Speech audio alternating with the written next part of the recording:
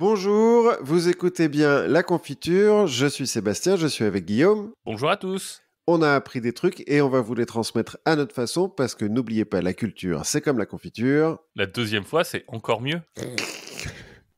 Et c'est interdit de vendre en magasin. Exactement, aussi. Puisque donc, on est confiné pour la deuxième fois. Voilà, ça va être super, cette fois-ci c'est en hiver.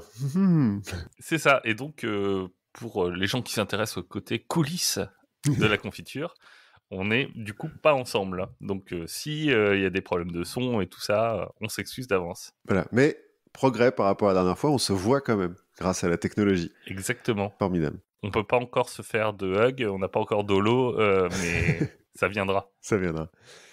Et de quoi allons-nous parler aujourd'hui, Guillaume? Eh ben, aujourd'hui, on va parler d'un hero japonais. Mhm. Et on va parler de l'Irlande et de la politique irlandaise. Tout à fait. Et du coup, c'est moi qui commence. Tout à fait, avec Hiro Nakamura. Non, c'est pas le même. Hiro Onoda. Oh non, non. Ah, c'est pareil. Hiro Onoda, qui est né le 19 mars 1922. Mhm. Il est né au village de Kamekawa, donc c'est dans la province de Wakayama, dans le Kansai. Voilà, ma géographie japonaise est très mauvaise. Alors, où est-ce qu'on est? Ça n'a pas beaucoup d'importance pour le reste de l'histoire, mais allons-y. On est sur l'île principale, l'île de Honshu. Mhm. On est dans la petite crique, dans la baie du Kansai, en face de l'île de Shikoku, vraiment sur la mer. Ok.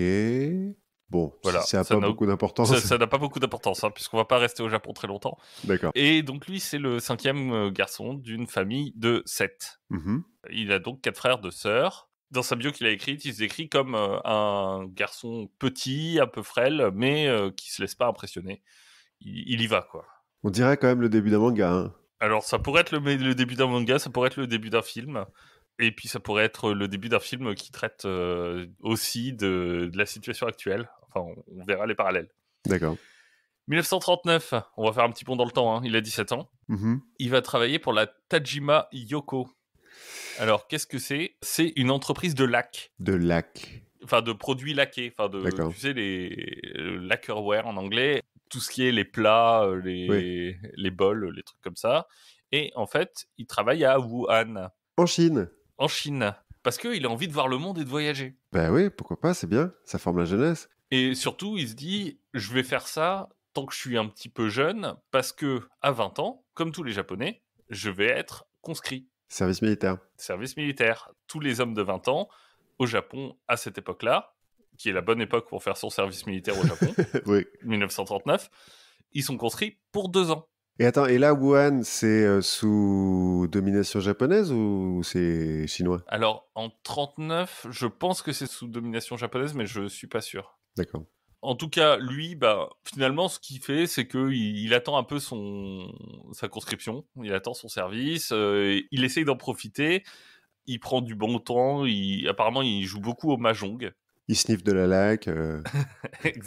Exactement. Et non, il fume des cigarettes. Oula. Attention. La grosse débauche, quoi. Exactement. En mai 42, il est appelé, donc, et il va passer son examen physique pour l'armée, Mhm. et il se trouve qu'il est très bon. Il est toujours petit et frêle ou il a grandi? Il a un peu grandi et puis il aime l'exercice physique comme garçon. Donc, et il prend ça au sérieux. C'est un japonais, tu vois. On va rentrer dans les clichés. Et donc, pour rester dans les clichés, on le destine à être un soldat banzai de classe A. Non, ok. Alors, qu'est-ce que c'est qu'un soldat banzai? Oui. Banzai, c'est un peu le cri qui sonne la charge. Mhm. Et en fait, c'est un soldat dont on attend qu'il donne sa vie pour son pays. Comme tous les soldats, quoi, plus ou moins. Comme tous les soldats. Mais les charges banzai, qu'est-ce que c'est? C'est des stratégies où on charge. Ah, oui. On charge et on n'essaye pas de faire de stratégie, quoi. Exactement. Formation patate, on avance. La moitié vont mourir, mais à la fin, on y arrivera. Ouais, ok. C'est vraiment les soldats, on s'attend à ce qu'ils meurent. Et d'ailleurs, on leur demande de mourir avant d'être capturés. Bien, bien, bien, bien. En fait, c'est un peu comme les kamikazes en avion, là, mais à pied, quoi. Alors, pas tout à fait, parce que le kamikaze, il fait une mission suicide. Ouais. C'est-à-dire que son but, c'est de s'écraser. Là, leur but, c'est pas forcément de mourir. Mais, en tout cas, on se dit qu'il y en aura un beau paquet qui va mourir. On s'attend à ce qu'ils se suicident si jamais ils sont capturés. Mhm. Enfin, avant d'être capturés. Ce qui est toujours un petit peu problématique. Hein. C'est Oui, parce quel que... est le moment avant d'être capturé? Ouais. Quel est le moment où Bah, c'est de la désertion, en fait? ouais, et puis quel est le moment où, en fait, tu t'es suicidé trop tôt, quoi. Ouais. Un peu problématique.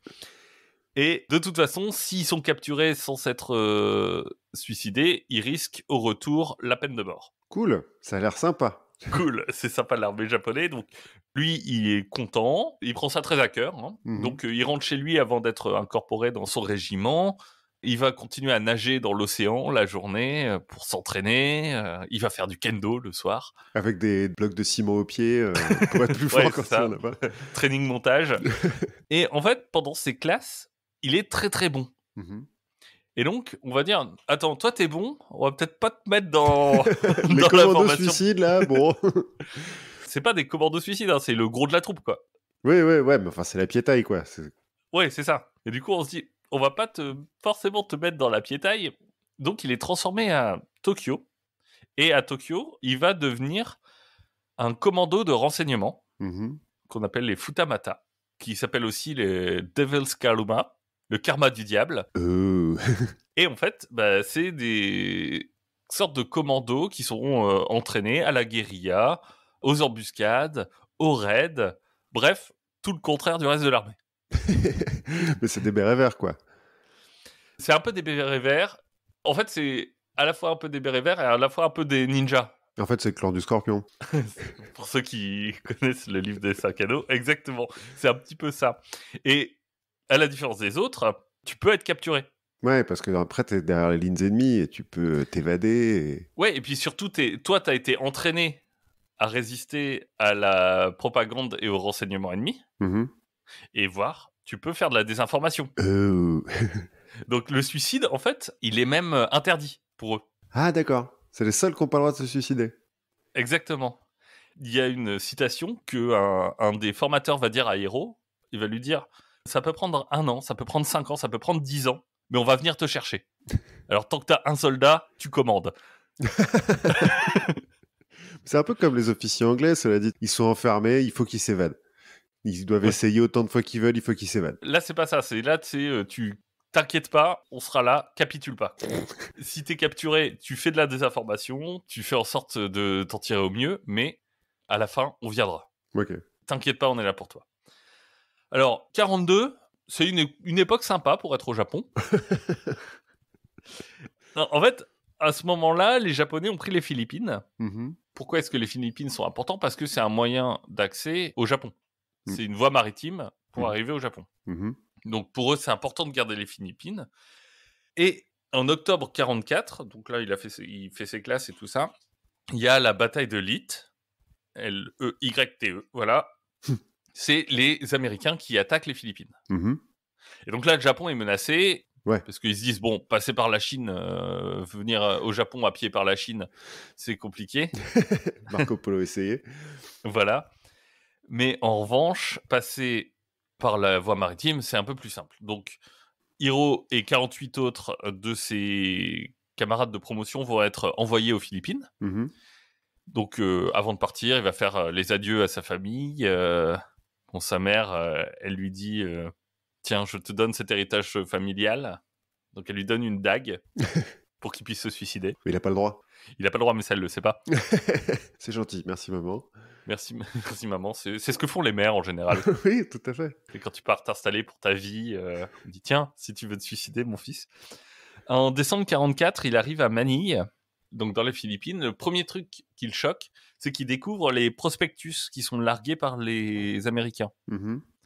Les Américains utilisent pas mal de prospectus, et c'est des prospectus qui vont dire des choses comme on est dans le Pacifique Sud, ça y est, on passera le nouvel an chez vous. Ah moi, je croyais que c'était un truc genre faites pas confiance à votre gouvernement, la liberté, la démocratie, c'est mieux. Non, c'est juste du... Du taunt, un Ouais. peu. C'est juste du défi, parce que c'est compliqué en fait de faire vaciller le moral des Japonais et leur obéissance à leur commandement. Cette propagande par prospectus, qui sont largués par avion, c'est pas les premiers. Hein. Les nazis avaient commencé ça pour démoraliser les Américains. Mhm. Eux, avec des trucs genre... mais pendant que t'es en train de te battre en Europe, tu sais ce que fait ta copine sur le territoire? Les bâtards. Voilà. Alors, Notre ami Hiro, revenons à notre ami Hiro. Il va rencontrer le Major Taniguchi, qui va l'envoyer sur l'île de Lubang. Alors Lubang, qu'est-ce que c'est ? C'est une petite île, donc qui fait 185 km². C'est vraiment une petite île, qui est en fait juste devant Manille. Ouais. Qui peut avoir une importance stratégique. C'est pas l'île la plus importante stratégiquement, hein, mais elle bloque un peu l'entrée du port de Manille. D'accord. Donc ça peut être très bien. Lubang, il n'y a rien. Hein. Enfin, Lubang, c'est des montagnes, de la jungle, quelques rizières, quelques habitants, mais pas beaucoup.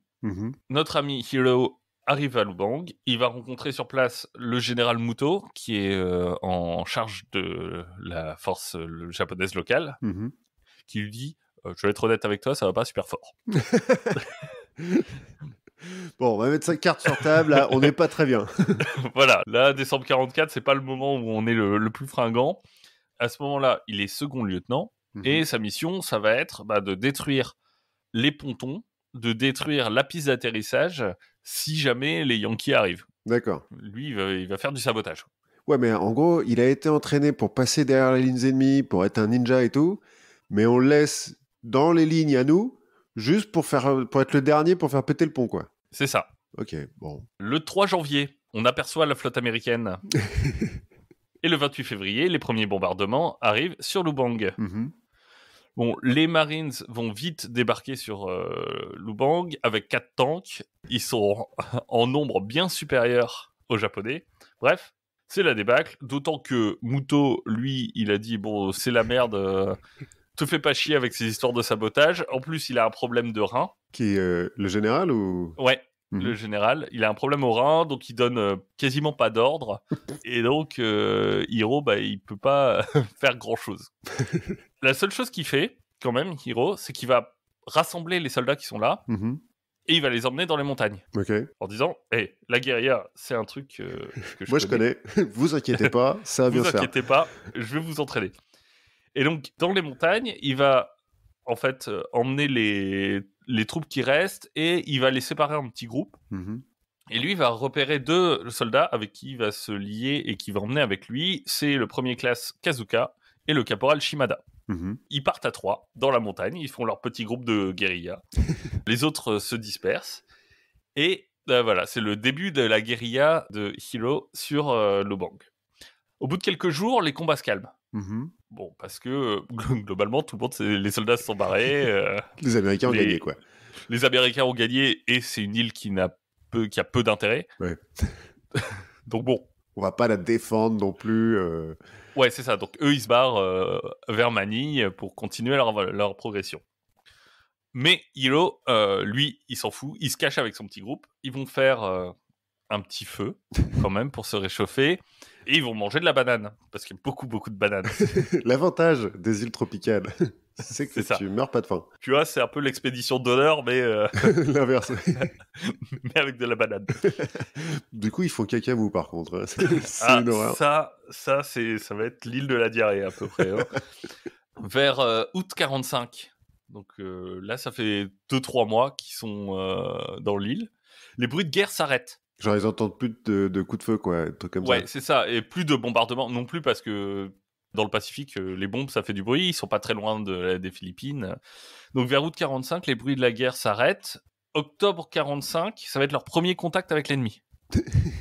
Donc là, ça fait 6 mois qu'ils sont en train de faire la guérilla. Et qui mangent des bananes. Et le 15 octobre, ils tombent sur un prospectus écrit en japonais qui leur dit « La guerre, c'est fini le 15 août.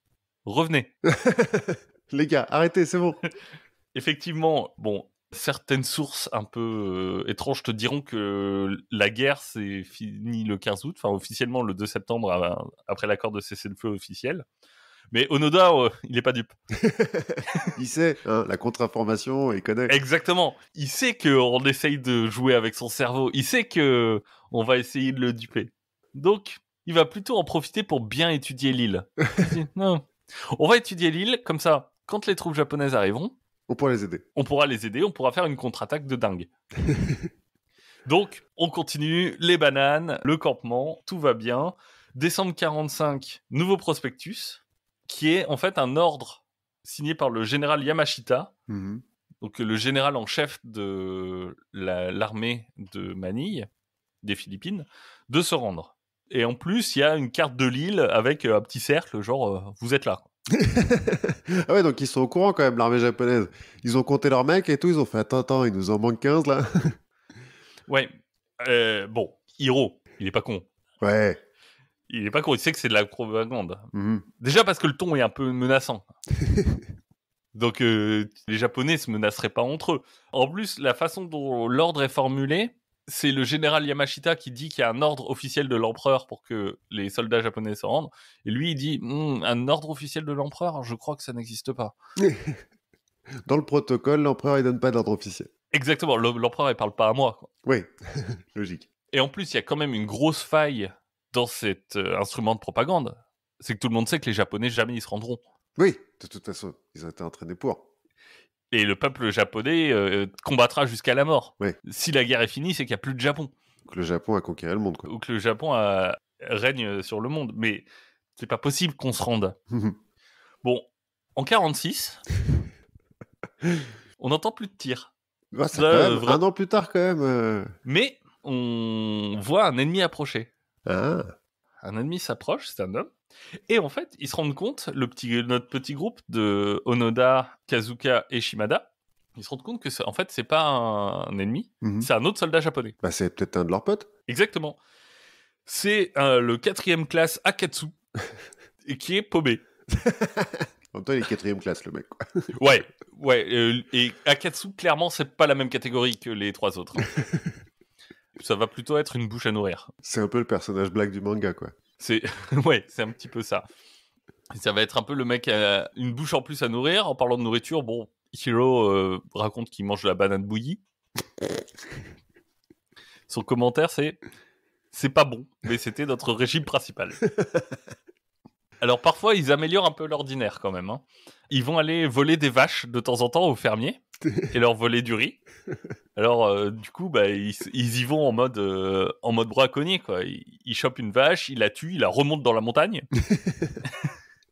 Hein, des bons galériens. Ils la découpent. Ils vont manger la vache ce qu'ils peuvent pendant 3 jours et après ils vont la mettre à bouillir.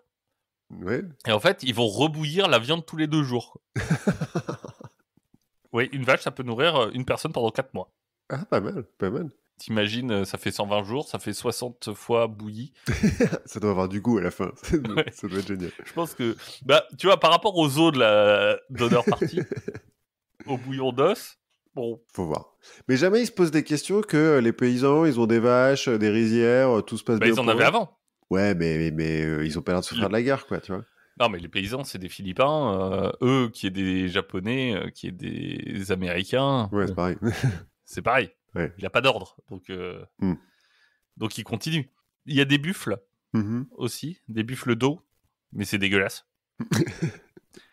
Il y a des chevaux aussi, mais le problème des chevaux, c'est qu'il y a une très forte odeur quand même sur la viande. Et ça a un goût très fort, donc ils essayent d'éviter. Ils se concentrent sur la banane et la vache bouillie. Alors, en avril 46, les autres groupes de l'île de Lubang se sont rendus, les traîtres, et en gros, ils vont recevoir des nouveaux prospectus largués par avion, qui dit, bon, les gars, il n'y a plus que les Japonais qui vous cherchent maintenant. Hein. Par contre, on sait toujours que vous êtes là, rentrez, putain.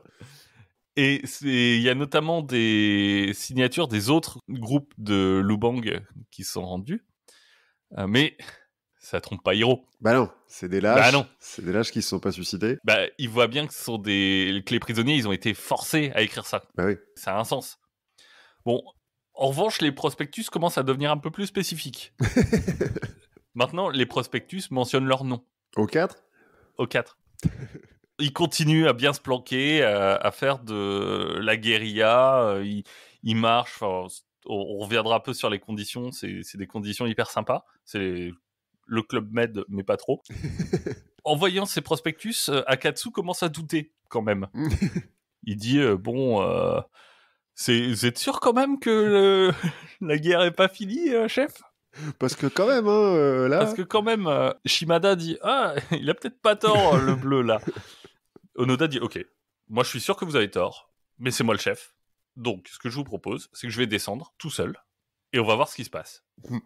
En gros, si je reviens, c'est que la guerre est vraiment finie, je reviens vous chercher, et voilà. Sinon, je me serais fait capturer. Et donc vous êtes tout seul dans la montagne et démerdez-vous. Voilà. Là-dessus, Kazuka, le 4e, s'offusque. Il dit non mais c'est débile. Évidemment que c'est de la propagande. Ça sert à rien de prendre ce risque. Ça veut dire qu'il est pas les tout autres seul, disent, bon. Hiro. Voilà. Mais donc les gars disent ok, ouais, non, c'est vrai. T'as raison. On va continuer à se battre. Mais ils se battent en vrai parce que du coup ils ont pas d'ennemis. Ils se battent un peu contre les fermiers pour leur voler des vaches. Okay. Parce que non, ils leur tirent dessus parfois. D'abord, ils essayent de tirer en l'air parce qu'ils se sont barrés avec des milliers de cartouches. Hein, pas con. Oui. Ouais. Ils ont pris que ça, hein, des cartouches et des grenades. Parce que Hiro, quand il dit je descends, hop, il dit je descends, je prends 2 grenades quand même. Hein. Il faut qu'il puisse se suicider si.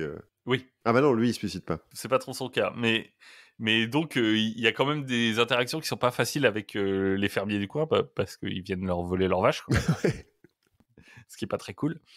Donc eux, pendant ce temps-là, ils sont quand même en train de se partager une tente et ils se déplacent tous les 3 à 5 jours.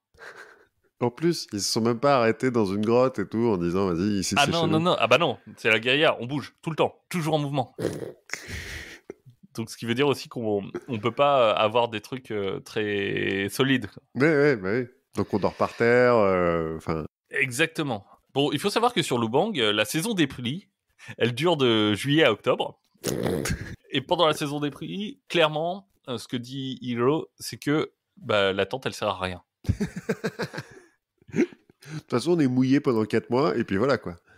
Si tu veux, en juillet, j'ai regardé un peu ce qui se passe en juillet à Lubang. Alors, plutôt dans les années 2010, hein, mais j'ai regardé la météo, il tombe environ 50 cm d'eau par mois. Ouais, pas mal. C'est l'équivalent de 9 mois en Bretagne. Quoi. Non, mais c'est une légende, le fait qu'il pleuve tout le temps en Bretagne. Tu parles-en à tous les Bretons, ils te diront qu'il fait toujours beau. Alors, avançons un peu. 1949. 3 ans plus tard. 3 ans plus tard, la guerre est finie depuis 4 ans. Bon. Akatsu, il a déjà essayé de s'enfuir 3 fois. Donc maintenant, on l'attache. Et maintenant, on commence à se dire, bon, ok, il risque de filer des infos sur qui on est, où on est à l'ennemi, mais il est sacrément casse-couille. Puis là, un peu con, on pourra peut-être le laisser partir. Voilà, et donc, finalement, il le laisse partir. Akatsu va mettre 6 mois à retrouver la civilisation. Mais je croyais qu'elle faisait 15 km², l'île. Oui, mais Akatsu, il est un peu con. Il va se paumer dans la jungle. Et en gros, il va mettre 6 mois et il leur laissera un message pour dire que tout va bien. Hiro, il reconnaît l'écriture. Il dit « Ah, ça, c'est bien notre Akatsu. » Mais bon, a priori, on l'a forcé. C'est sûr. En plus, il est faible, donc il est facile à forcer, quoi. Exactement. Les jours suivants, les autorités qui ont récupéré Akatsu en profitent. Et là, ils vont commencer à diffuser des messages audio par haut-parleur. Et en gros, on leur dit « Bon, vous avez 72 heures pour descendre. Et sinon, après, on va être obligé d'envoyer des gens pour venir vous chercher. » Lui, il dit « Ah, vous avez bien dit que c'était la guerre. » 72 heures, c'est un peu étrange pour des Japonais. C'est pas un truc qui sonne bien. Du coup, il a un doute. Du coup, il se dit « Mais en fait, c'est une mauvaise traduction. » Bon, ok, il y a le bon accent, c'est un accent japonais qui est parfait, mais 72 heures, il y a un truc qui sonne pas bien, quoi. Et de toute façon, si la guerre était vraiment finie, on leur aurait déjà envoyé quelqu'un. Oui, oui. Donc, finalement, on envoie des gens pour essayer de les trouver, mais en fait, on est vraiment au moment où les 3, là, ils connaissent mieux l'île que tout le monde. Bah oui, ils arrêtent pas de se déplacer, ils connaissent tout, quoi. Ouais, ça fait 5 ans qu'ils sont là, qui marchent un peu partout, donc en fait, on n'arrive pas à les trouver. Ouais, logique. Février 52. Là, c'est un avion qui va faire le tour de l'île avec des haut-parleurs pour donner leur nom. Ils vont larguer des prospectus. Dans les prospectus, il y a une lettre du frère de Hiro, des lettres de la famille des 2 autres. Là, en fait, c'est Koh-Lanta, c'est le moment où t'as la lettre des familles. Là, Hiro, il est impressionné. C'est vraiment un super boulot. Putain, les mecs. Putain, les mecs. Mais il se rend compte que il y a quand même, tu vois, dans la photo de la famille de Shimada, où on dit que c'est la famille proche, bah, sur la photo, il y a un oncle. Ouais. Un oncle, c'est pas la famille proche. Ouais. Tu vois, erreur. Erreur de la propagande. Ce qui prouve bien que la guerre continue. Ce qui prouve bien que la guerre continue. Okay. Donc on continue, donc on y va. Mars 52, ils reçoivent un journal japonais. Enfin, les mecs, ça y est, on les abonne.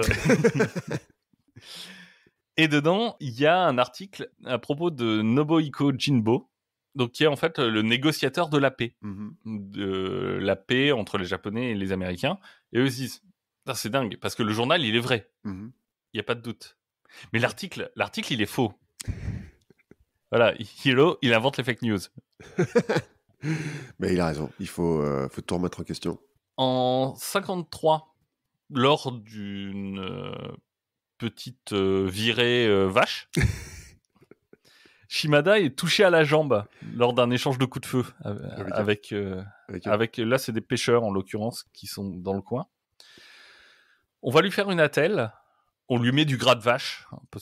Ça protège. Sur la plaie. Hiro, tous les jours, il va aspirer la blessure pendant 40 jours. Mais il arrive quand même à se remettre, notre ami Shimada, grâce à Hiro. Grâce à ce truc-là, en fait, ça prend pas. Parce qu'en plus, dans la jungle, une plaie ouverte, c'est vénère, quoi. Ouais, mais ils ont un bon système immunitaire avec la banane. Ouais, tu m'étonnes. Mais ils ont peut-être de l'alcool de banane, ceci dit, parce que ça fait 10 ans qu'ils y sont. Ouais, mais à bouger tous les 3 jours. Oui, c'est vrai. Donc, on va réussir à le ramener en bonne santé. Le problème, c'est que ça va laisser un petit impact psychologique. Il va commencer plus ou moins à perdre la boule. Bon, ça fait 10 ans qu'il est là aussi. Ouais, c'est peut-être ça, tu vois. Le 7 mai 54, Shimada est tué par des indigènes. Oh. C'était ces derniers jours, il devenait vraiment complètement fou à dire « Ah, mais ma fille... parce qu'il a une fille en plus, lui. Ouais. Parce que Hiro, il est célibataire.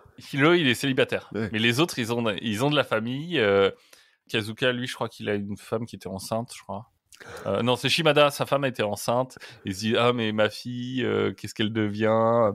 Ma femme, qu'est-ce qu'elle devient ?» Donc lui, il meurt le 7 mai 54. Il faut savoir que sa femme, elle, s'est mise avec son frère. Oui, bah en même temps, ça fait 10 piges que l'autre, il est pas rentré et qu'on lui dit « Non, mais il est perdu dans une jungle, mais on n'arrive pas à le persuader de rentrer. » Moi, je comprends le message au bout d'un moment, tu vois. Chacun jugera la conduite de la femme. Moi aussi, je pense que, bon, il y a un délai au bout duquel... Mais le fait que Shimada soit tué et qu'on ait son corps, en fait, ça va lancer une vague de protestation au Japon en disant « Non, mais il faut les ramener. » Oui, on leur a promis quand même à l'origine. Bah oui, ils se battent pour le pays. Bon, même si... voilà, c'est le dernier espoir du Japon pour gagner la Seconde Guerre mondiale à ce moment-là. Ou pas loin. Et donc, la solution pour les ramener, on va larguer plus de prospectus. Logique, c'est comme ça que ça marche. Ça ici, hyper bien marché en plus depuis le début. Un jour, autour de l'année 53, Hiro, il va voir un drapeau japonais qui est planté dans la jungle avec les noms des gens de sa famille. Mais ce qu'il remarque, c'est que dans le nom de sa belle-sœur, il a l'impression qu'il manque une lettre. Ouais. Et ça, qu'est-ce que ça veut dire ? Ça veut dire que effectivement, c'est sa famille qui a écrit ça. Mais qu'ils ont réussi à lui envoyer un message qui a échappé aux Américains qui les forcent à écrire ça. C'est le genre de mec qui voit une vidéo, il compte les clignements d'œil et il dit « Ouais, c'est du morse. » Et c'est un signe clair que la contre-attaque approche. Bien sûr. Donc lui, il se prépare, tout va bien. Bon, là, on va pas se mentir, la routine commence un peu à s'installer. Ils sont plus que 2 en plus. Ils sont plus que 2. Donc, en fait, ce qu'ils font, c'est qu'ils deviennent un peu plus professionnels dans leur guérilla. Ils vont, en fait, fabriquer des huttes préfabriquées qui cachent un peu partout sur l'île. Comme ça, quand ils arrivent, ils ont plus qu'à remonter leur hutte pour la nuit et après, ils la démontent. C'est des huttes en bambou. Ils vont faire une vraie hutte en bambou avec un four en pierre pour passer la saison des pluies, pour faire cuire la banane. Pour faire bouillir la vache, attends. Ouais. Il faut savoir que bon, c'est une île qui est pas non plus hyper sympa, Lubang. Il y a des fourmis, par exemple. Il va raconter qu'une fois, il s'est fait mordre par une fourmi dans le tympan, qu'il est devenu sourd d'une oreille pendant une semaine. Il y a des abeilles, il y a des scolopendres, il y a des scorpions, des rats qui décrits comme gros comme ma cuisse. Il n'y a pas des serpents aussi ou des trucs comme ça? Les serpents, j'ai pas vu. Bon, les fringues, bien sûr, ça fait 10 ans qu'ils ont les mêmes fringues tous les jours dans la jungle. Donc les fringues pourrissent. C'est des bons soldats, hein, donc ils les raccommodent, ils récupèrent des pièces de tissu, ils essayent de voler des pièces de tissu. Bon, c'est dur de les laver, hein, ils font bouillir, de la même façon qu'ils font bouillir leur eau, parce que de l'eau, il y en a, c'est cool. En revanche, ils disent il y a toujours un animal qui a pissé dedans. Donc la diarrhée, ça va 5 minutes, mais... C'est ça. Heureusement, on a les bananes pour ça. La routine s'installe et ils vont se faire plusieurs rituels. C'est-à-dire que, notamment, à la fin de la saison des pluies, ce qu'ils vont faire, c'est qu'ils vont aller près des récoltes et ils vont les cramer pour signaler qu'ils sont toujours là, quoi. Ils vont cramer les récoltes. Ouais, ils vont faire des grands feux avec les récoltes de riz, les tas de riz qui sont récoltés dans les champs. Hop, ils mettent le feu. Et hop, comme ça signale leur présence. Bon. Les relous, quoi. C'est les voisins relous, tu vois. Au passage, ils volent des trucs, hein. Oui, bah j'espère. Des cigarettes, des trucs comme ça. Ils tueront quand même 30 locaux. Hein. Oh la vache. Les casse-couilles, quoi. Tu sais, c'est le mec qui arrête jamais le jeu quand t'es au lycée, ou enfin, même avant. Ouais, c'est ça. Non, on joue toujours un chat. La cloche, elle a sonné, mais on n'a pas dit qu'on arrêtait.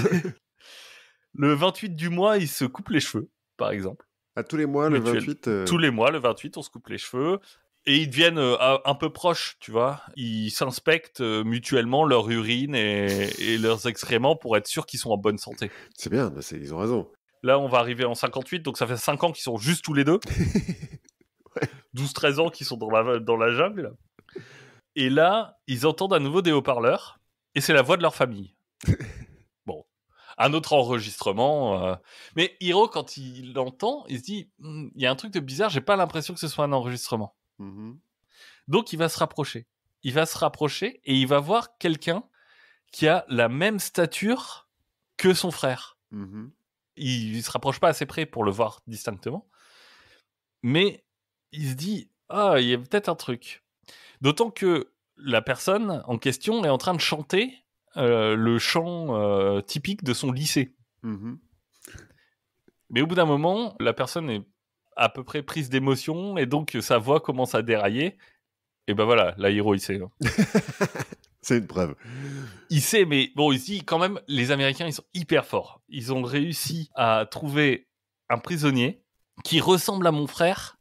Ils l'ont entraîné pour imiter la voix de mon frère. Ils lui ont appris le chant de lycée. Ils lui ont appris le chant. Enfin, là, là, il se donne. Hein. Donc il se rend compte que son ennemi se donne, donc lui, il faut qu'il se donne encore plus. Exactement. Logique. Et puis, a priori, donc ça veut dire que eux, ils sont importants sur le réel de Louborg. Ouais, j'avoue. Parce qu'on se donne du mal. Ils vont recevoir en même temps des magazines. Dans ces magazines, il y a une pub pour la biographie de Yamashita. Le général ? Ou le général qui menait l'armée aux Philippines, où il explique sa défaite. Enfin, pourquoi il a perdu alors que c'était un général que tout le monde trouvait genre génial, machin. Et là, Hiro se dit, mais c'est absurde. Enfin, c'est complètement absurde. Jamais il peut perdre, ce général. Il est beaucoup trop fort. Bah oui, c'est logique. C'est bien la preuve qu'ils en ont peur. Ils essayent de le détruire. En 59, ils sont déclarés officiellement morts. Bon, il y a eu des vagues de protestations au Japon, des vagues de prospectus. Bon, on connaît la routine. En 65. Attends, ils continuent tous les ans à aller cramer des trucs. Ouais, donc il n'y a que les paysans du coin qui sont là, genre non, ils sont pas morts, hein, les mecs.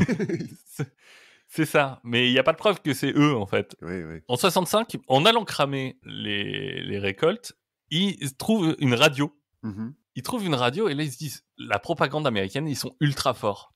Parce qu'en fait, c'est une vraie station japonaise. Elle n'a pas l'air altérée, mais les mecs, ils arrivent en temps réel à altérer tous les messages qui pourraient faire penser que la guerre continue. Ils se posent pas des questions aussi sur la technologie, tu vois, parce que la radio qu'ils trouvent... oui, alors la radio, elle est à pile, ça existait déjà, mais effectivement, il remarque que dans Lubang, maintenant, il y a de l'électricité. Il y a des voitures et tout. Il remarque que c'est plus des voiliers qui passent, hein, c'est des super tankers. Hein. Et ça. Mais bon, a priori, c'est aussi cohérent. Hein. Ils sont conscients que ça fait 20 ans. Le 19 octobre 72, on avance un peu. Nouveau feu de fin de saison. Et là, la police arrive, échange de coups de feu. Kazuka est tué. Ah merde. Putain, son pote de 20 ans, quoi. Son pote, ça fait 20 ans qu'il se regarde l'urine. Donc Hiro est tout seul. Mais maintenant, en fait, on identifie Kazuka et donc on sait que Hiro est toujours vivant. Donc plus de prospectus.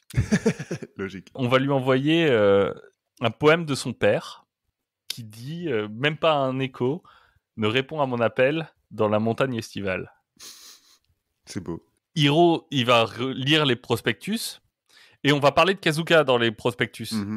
Et on va dire il est mort, on va donner même des détails en disant il avait encore des pièces de 5 et 10 yens dans sa poche. Et Hiro, il est pas con. Il sait. Il sait bien Kazuka, il avait pas des pièces de 5 et 10 yens dans sa poche, mais dans sa ceinture. Donc c'est de la propagande. Donc la propagande. On va lui envoyer aussi des copains de lycée qu'on a remis en uniforme. Mais ils ont 60 piges en plus, les mecs, là, maintenant. Enfin, non, 50, ouais. Ouais. Et c'est là que va arriver un autre personnage qui s'appelle Norio Suzuki, qui est une sorte de hippie. Et lui, en fait, il est jeune, il a décidé de se balader dans le monde et il dit qu'il veut découvrir des choses inattendues. Donc, il veut voir le lieutenant Onada, un panda et l'abominable homme des neiges dans cet ordre. Ok. Et donc, lui, il vient à Lubang. Comme ça, il va aller camper. Et il se trouve que Hiro va lui tomber dessus en février 74. Et ils vont sympathiser. Alors, au début, Hiro se dit, bon, encore un agent de la propagande. Donc, il le fait prisonnier, quoi. Plus ou moins. Non, mais ils vont échanger un peu de nourriture, tu vois. Il lui donne des haricots. Wow, c'est pas des bananes. Donc, autant dire qu'après, le mec, il pète pendant 3 jours. Parce que son estomac a plus du tout l'habitude. Ils vont prendre une photo ensemble, mais Hiro se rend pas. Il faut des ordres. Oui, logique. Donc, tout de suite, Suzuki, lui, ce qu'il fait, c'est qu'il revient à l'ambassade aux Philippines avec la photo. Et on va envoyer aux Philippines le frère de Hiro et Taniguchi, le major qui l'a envoyé à Lubang. Le même qui lui a fait la promesse. Qu'on viendrait le chercher. Qu'on viendrait le chercher. Et Taniguchi va lui donner l'ordre officiel de cesser le combat le 9 mars 74. Et donc, Hiro va accepter de se rendre. De déposer les armes. De déposer les armes le 9 mars 74. C'est pas le dernier. Hein. Sérieux ? Il y en a un autre qui est un peu moins connu parce qu'il n'a pas fait de biographie et tout ça derrière, mais qui se rendra le 18 décembre 74. Ah, mais ouais, pas 10 ans de plus, quoi. Non, pas 10 ans de plus. Mais bon, aux Philippines, on va le pardonner pour ses meurtres. Oui, parce que bon, c'est vol et c'est... Le gouvernement le pardonne. Lui, jamais il a demandé pardon. Sérieux ? Bah, il est en guerre, lui, en même temps. Lui, il est en guerre. Et donc, il part pour le Japon. Là-bas, ça devient un peu un héros. Ouais. Il écrit ses mémoires, un peu édulcorés. Hein.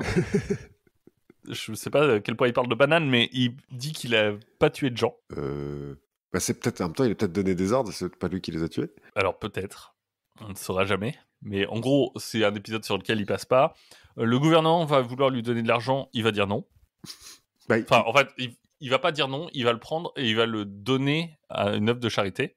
Mais parce qu'il a quand même 20 ans de solde qu'il aurait dû récupérer. Ouais, 20 ans de solde, et puis j'imagine des petites compensations. Oui, bah non, mais même à la limite, sans les compensations, il pourrait dire non, je veux pas les compensations, par contre, j'ai gagné ma solde, filez-moi 20 ans de... Avec l'inflation. Hein. Non, justement, sans l'inflation, tu vois, le mec qui se retrouve avec $200 à la fin et tout, il fait ouais, c'est bon. Enfin, l'argent du gouvernement, en fait, il le donne à une charité qui est le sanctuaire du Yasukuni, qui est un sanctuaire dédié aux soldats de la Seconde Guerre mondiale morts. C'est le sanctuaire qui fait polémique à peu près tous les ans, parce que c'est un sanctuaire où il y a des criminels de guerre. Ah oui, c'est peut-être un peu comme si la tombe de Goebbels, quoi. Ouais, c'est ça, un peu. Donc, bon. Je sais pas à quel point c'est pour le côté héros mort ou pour les crimes de guerre, j'imagine qu'il n'en sait pas grand-chose. Toujours est-il qu'il n'arrive pas vraiment à se réadapter à ce Japon qu'il trouve un peu décadent. Tu vois, en plus, ils se sont rendus, les cons. Et donc, il va partir au Brésil, il va devenir fermier, il va se marier. Il revient en 84 pour monter des écoles pour les jeunes qui sont un peu dans le besoin. Il va revenir une fois à Lubang pour la télé. Pour montrer. Ça va faire quelques controverses. Tu m'étonnes. Parce que les fermiers, ils sont pas hyper contents là-bas. Et finalement, notre ami Hilo va mourir en 2014, le 16 juin 2014. Ah, donc à 100 ans, genre. 92, ouais. Mais alors attends, pendant 20 ans, ils ont envoyé des prospectus, ils ont envoyé de la radio et tout, mais jamais ils ont pensé à envoyer des mecs. Si, ils ont envoyé sa famille à un moment. Ouais, non, mais dans la jungle, tu vois. Enfin, s'ils font une battue, là, il y a un moment où tu dis, ils font une battue pour essayer de les retrouver. Mais jamais ils se disent que le plus simple, c'est plutôt d'envoyer des mecs seuls pour que ça soit eux qui tombent dessus. Enfin, Hilo et ses potes. Bah, je pense que à un moment, ils se sont dit, ok, quel est le scénario le plus probable si on envoie des mecs seuls? Ouais, c'est qu'ils les butent. C'est qu'ils les butent. Et je veux dire, est-ce qu'il y a des volontaires Oh. pour aller chercher les psychopathes qui planquent depuis 15 ans dans la jungle? Oh là là. Voilà, donc c'est Hiro qui a passé donc 30 ans dans la jungle philippine. Et le mec a fait la guerre le plus longtemps pendant sa vie. C'est ça. Mais qui a jamais vu de vrai combat, en fait. Pas beaucoup, non. Juste l'arrivée des Marines en 45, mais c'est tout. Ok. Et B, bravo Hiro. Voilà, donc lui aussi a vécu une sorte de bulle sociale. Oui, ça. Il a confinement personnel. Au moins, il a pas vu. C'est ça. Et il n'a pas limité forcément ses déplacements, mais il a limité ses interactions sociales pour maintenir tout le monde en sécurité. Ouais, mais alors, est-ce que son système immunitaire a suivi l'évolution du monde? Ça, je ne sais pas. Bah, remarque s'il est mort à 92 ans, quoi. Donc, oui, comme quoi, la banane, 5 fruits et légumes par jour. Bon, là, en l'occurrence, c'était 5 bananes. Ouais, mais bon. Eh ben, moi, j'avais décidé, parce que la dernière fois, donc, on a fait un épisode spécial Halloween, et Halloween, ça vient d'Irlande. Hein, Exactement. c'est bien connu. Mais en fait, bon, l'Irlande, on connaît la Guinness, le trèfle et tout, les leprechauns, mais bon. Et on sait qu'il y a eu, à une époque, une vague guerre. Enfin, des troubles, comme disent les Anglais. Des incidents. Des incidents, voilà. Mais moi, personnellement, j'ai jamais trop su pourquoi. Enfin, bon, je sais que l'Irlande est divisée entre l'Irlande du Nord qui appartient au Royaume-Uni et la République d'Irlande qui est indépendante, mais pourquoi, je ne l'ai jamais trop su. Et donc, je me suis posé la question. Parce que c'est ça aussi la confiture, c'est de chercher des trucs qu'on sait pas. Bah oui, on apprend des trucs. Voilà. Donc, l'Irlande, on va parler un peu de l'histoire de l'Irlande. Donc, au néolithique. Bon, au néolithique, il y a déjà des gens en Irlande, c'est eux qui construisent les dolmens, mais on s'en fout. Vers moins 700 avant Jésus-Christ, là, ça commence à devenir un peu plus important, il y a les Celtes qui arrivent en Irlande, depuis la Grande-Bretagne et l'Europe. Et les Celtes, ils vont assimiler les gens qui sont déjà là. Bon, même si les Celtes qui sont en Écosse, en Bretagne, etc., ils continuent à se parler, ils ont chacun leur culture un peu personnelle, quoi. On est en moins 700 avant Jésus-Christ, ça prend un peu de temps quand même de voyager. Oui. Et donc se développe la culture celte irlandaise. C'est le début de la culture irlandaise. Ils ont un dieu suprême et tout, ils ont des clans. Et c'est à partir de ce moment-là que les clans celtes vont se regrouper en royaumes qui vont former les 1, 2, 3, 4 grandes régions d'Irlande, l'Ulster, le Leinster, le Munster et le Connacht. Alors ça se prononce sûrement pas comme ça, mais voilà. Ça dure pendant assez longtemps, parce que les Romains, bon, autant ils envahissent l'Angleterre, ils vont remonter jusqu'en Écosse, ils vont tomber sur des Celtes, ils vont dire « Oula !» Boudica va tout cramer. Bon. Ouais, voilà, déjà l'Angleterre, c'est dur à garder. L'Écosse, ils ont construit un mur pour éviter que les Celtes y descendent. L'Irlande, il y a une mer entre les deux, on va les laisser tranquilles, quoi. Ouais. Donc ils vont jamais vraiment foutre les pieds en Irlande, et tout se passe bien pour les Irlandais. Au 5e siècle, ils ont un roi suprême et tout. Tu vois, genre, il y a une unité dans l'île. C'est un peu l'âge d'or de l'Irlande, quoi. Ils sont beaucoup suprêmes, non? Entre leur dieu suprême, leur roi suprême, leur... Non, mais je dis dieu suprême, comme et tous, tu vois, c'est l'équivalent de Zeus. Il s'appelle Lug. Ah oui, les fils de Lug. Voilà. Exactement. Donc tout se passe bien.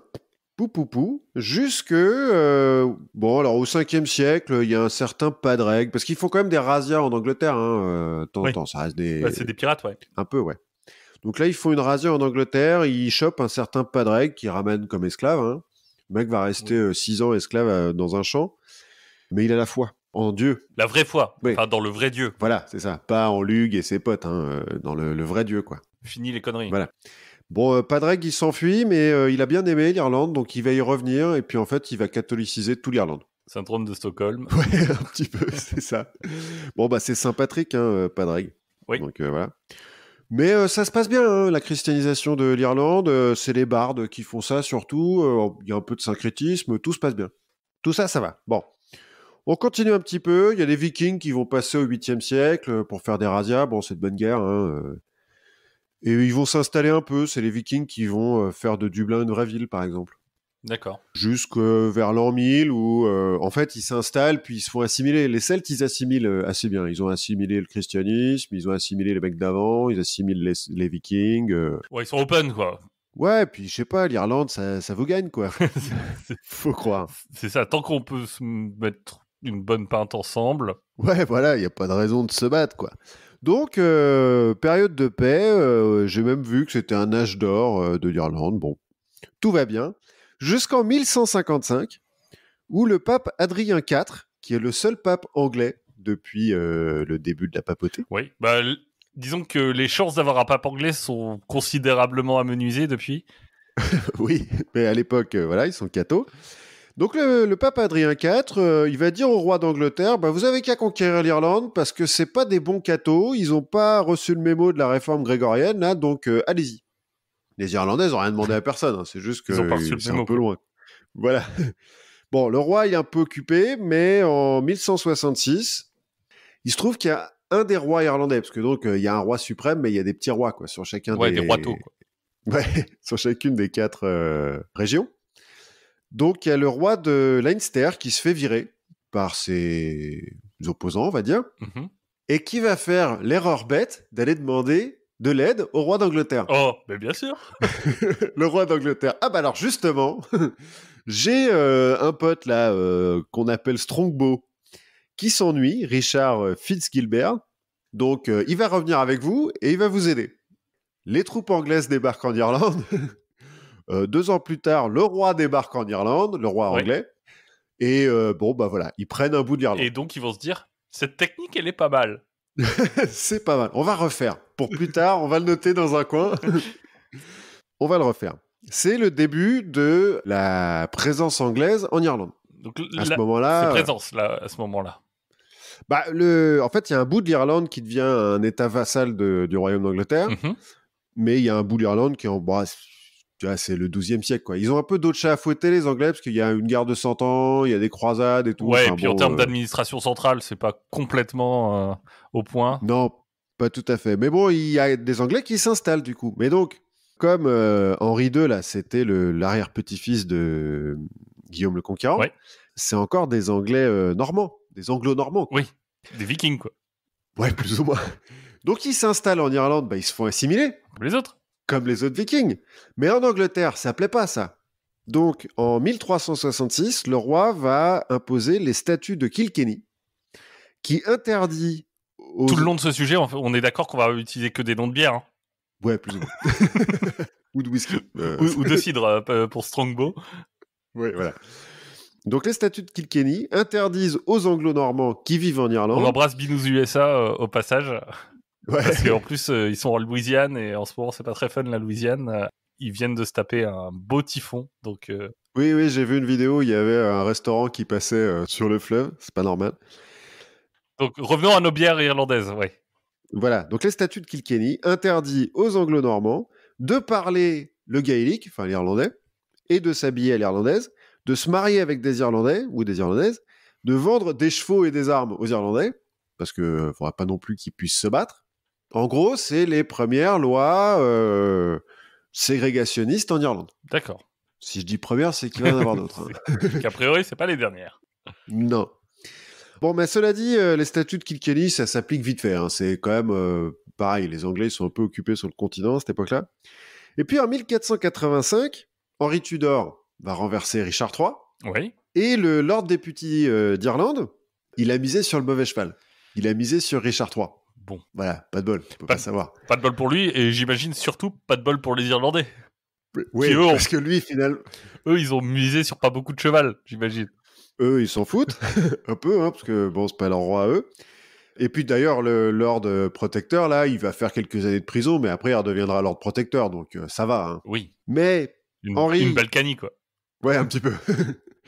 Henri Tudor, donc Henri VII, hein, puisque maintenant il est roi, il va envoyer des troupes en Irlande, histoire de resserrer un petit peu la vis, et il va envoyer un certain Édouard Poynings, qui va mettre en place les lois de Poynings. D'accord. Qui sont des nouvelles lois discriminatoires. Hein. Parce qu'à l'époque, il se dit que ça va bien fixer son nom dans l'histoire de façon très positive, ces lois.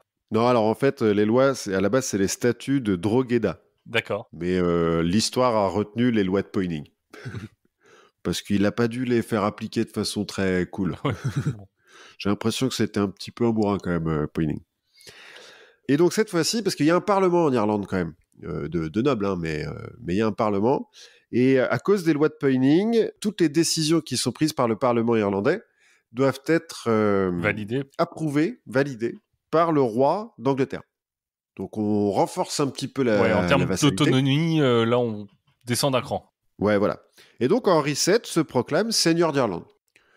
Son successeur, Henri VIII, qui est connu pour être magnanime et modéré. Et modéré, voilà, va se proclamer roi d'Irlande. Parce que, bon, oui. Voilà. Son successeur se proclame empereur d'Irlande. et puis dans 3-4 générations, on est dieu d'Irlande, quoi. C'est plus ça. On est empereur dieu et tout, ça va être charmé. Non, mais donc, Henri VIII, en fait, il est roi d'Angleterre et d'Irlande. Et ça n'aura échappé à personne. Henri VIII, il s'est marié 6 fois. L'Église catholique, elle commence à trouver que c'est un petit peu moyen. Hein. Oui, et puis surtout lui, il en a un peu marre que l'Église catholique lui dise quoi faire. Voilà, et donc il va créer l'Église anglicane. Sauf que les Irlandais, ils en ont rien à foutre avec qui se marie Henri VIII. Et donc, eux, ils restent catholiques. Et puis, c'est à partir de ce moment-là que l'identité irlandaise est très attachée au catholicisme, là où les Anglais deviennent protestants de fait. Oui. Même si c'est pas le même protestantisme que les anabaptistes ou que les luthériens. Ouais, c'est la joie du protestantisme. Ouais. c'est polychrome. C'est inclusif. C'est inclusif, voilà. Et puis Henri VIII, comme il trouve que les Irlandais, ils ont quand même une vague tendance à faire ce qu'ils veulent, il se dit, on n'a qu'à les grands remplacer. Encore une bonne technique anglo-saxonne. Voilà, qui a fait ses preuves. Donc en fait, ce qu'il va faire, c'est qu'à chaque fois qu'il y a un clan qui se rebelle un petit peu, il va prendre leurs terres, il va les confisquer, et il va les filer à des Anglais, à des entrepreneurs, entre guillemets, à qui il va dire, bon, je vous donne les terres, vous devez les exploiter, c'est des terres arables, hein, oui. Vous devez les exploiter, mais vous avez le droit d'engager que des paysans anglais, que vous faites venir à vos frais, hein, parce que on va pas non plus tout vous payer. Déjà, on vous file des terres gratos, donc voilà. Ça marche bien. Il y a plein d'entrepreneurs qui disent, ok, allons-y, et qui font venir donc plein d'anglais pour grand remplacer les Irlandais. Des Anglais qui sont protestants, bien sûr, et qui n'ont pas le droit de se convertir, hein, parce que faut pas déconner. Ouais. Hein. Et puis pour que ça aille plus vite, parce que les nobles. Ils sont pas nombreux, les nobles, en plus. Ah bah si. Le noble, ça se reproduit vite. Non, mais les nobles irlandais, de temps en temps, ils se rebellent d'eux-mêmes. Oui. Et de temps en temps, ils prennent un petit peu de temps pour se rebeller. Alors, quand ils se rebellent d'eux-mêmes, par exemple, en 1578, le clan O'Moore, ils se rebellent, du coup, on fait des pourparlers, on les invite à des pourparlers, et puis on les tue tous. Red Wedding, ça, hop. Voilà. En 1574, 4 ans avant, les O'Neill, ils sont 200 quand même, les mecs, tu vois, il y en a beaucoup, des nobles. Là, cette fois-ci, c'est une fête. On les tue tous. Comme ça, Red Wedding encore. Ça se passe bien. Au point que en 1607, les nobles irlandais, enfin les comtes, vont trouver que ça va bien et ils vont se barrer. Ah, ils ont dit notre boulot est fait, on rentre à la maison. Non, les nobles vraiment irlandais, les nobles cathos irlandais, tu vois, les mecs du cru, quoi. D'accord, pas les nobles anglais, oui. Non, les mecs du cru, ils se barrent. Ils font, puisque c'est comme ça, on va faire la rébellion depuis l'étranger, tu vois. Genre, ils vont pas à Londres, du coup, mais ils font une de Gaulle, quoi. Ils vont en Australie. Alors, ils vont vers la Barbade, beaucoup. Ouais.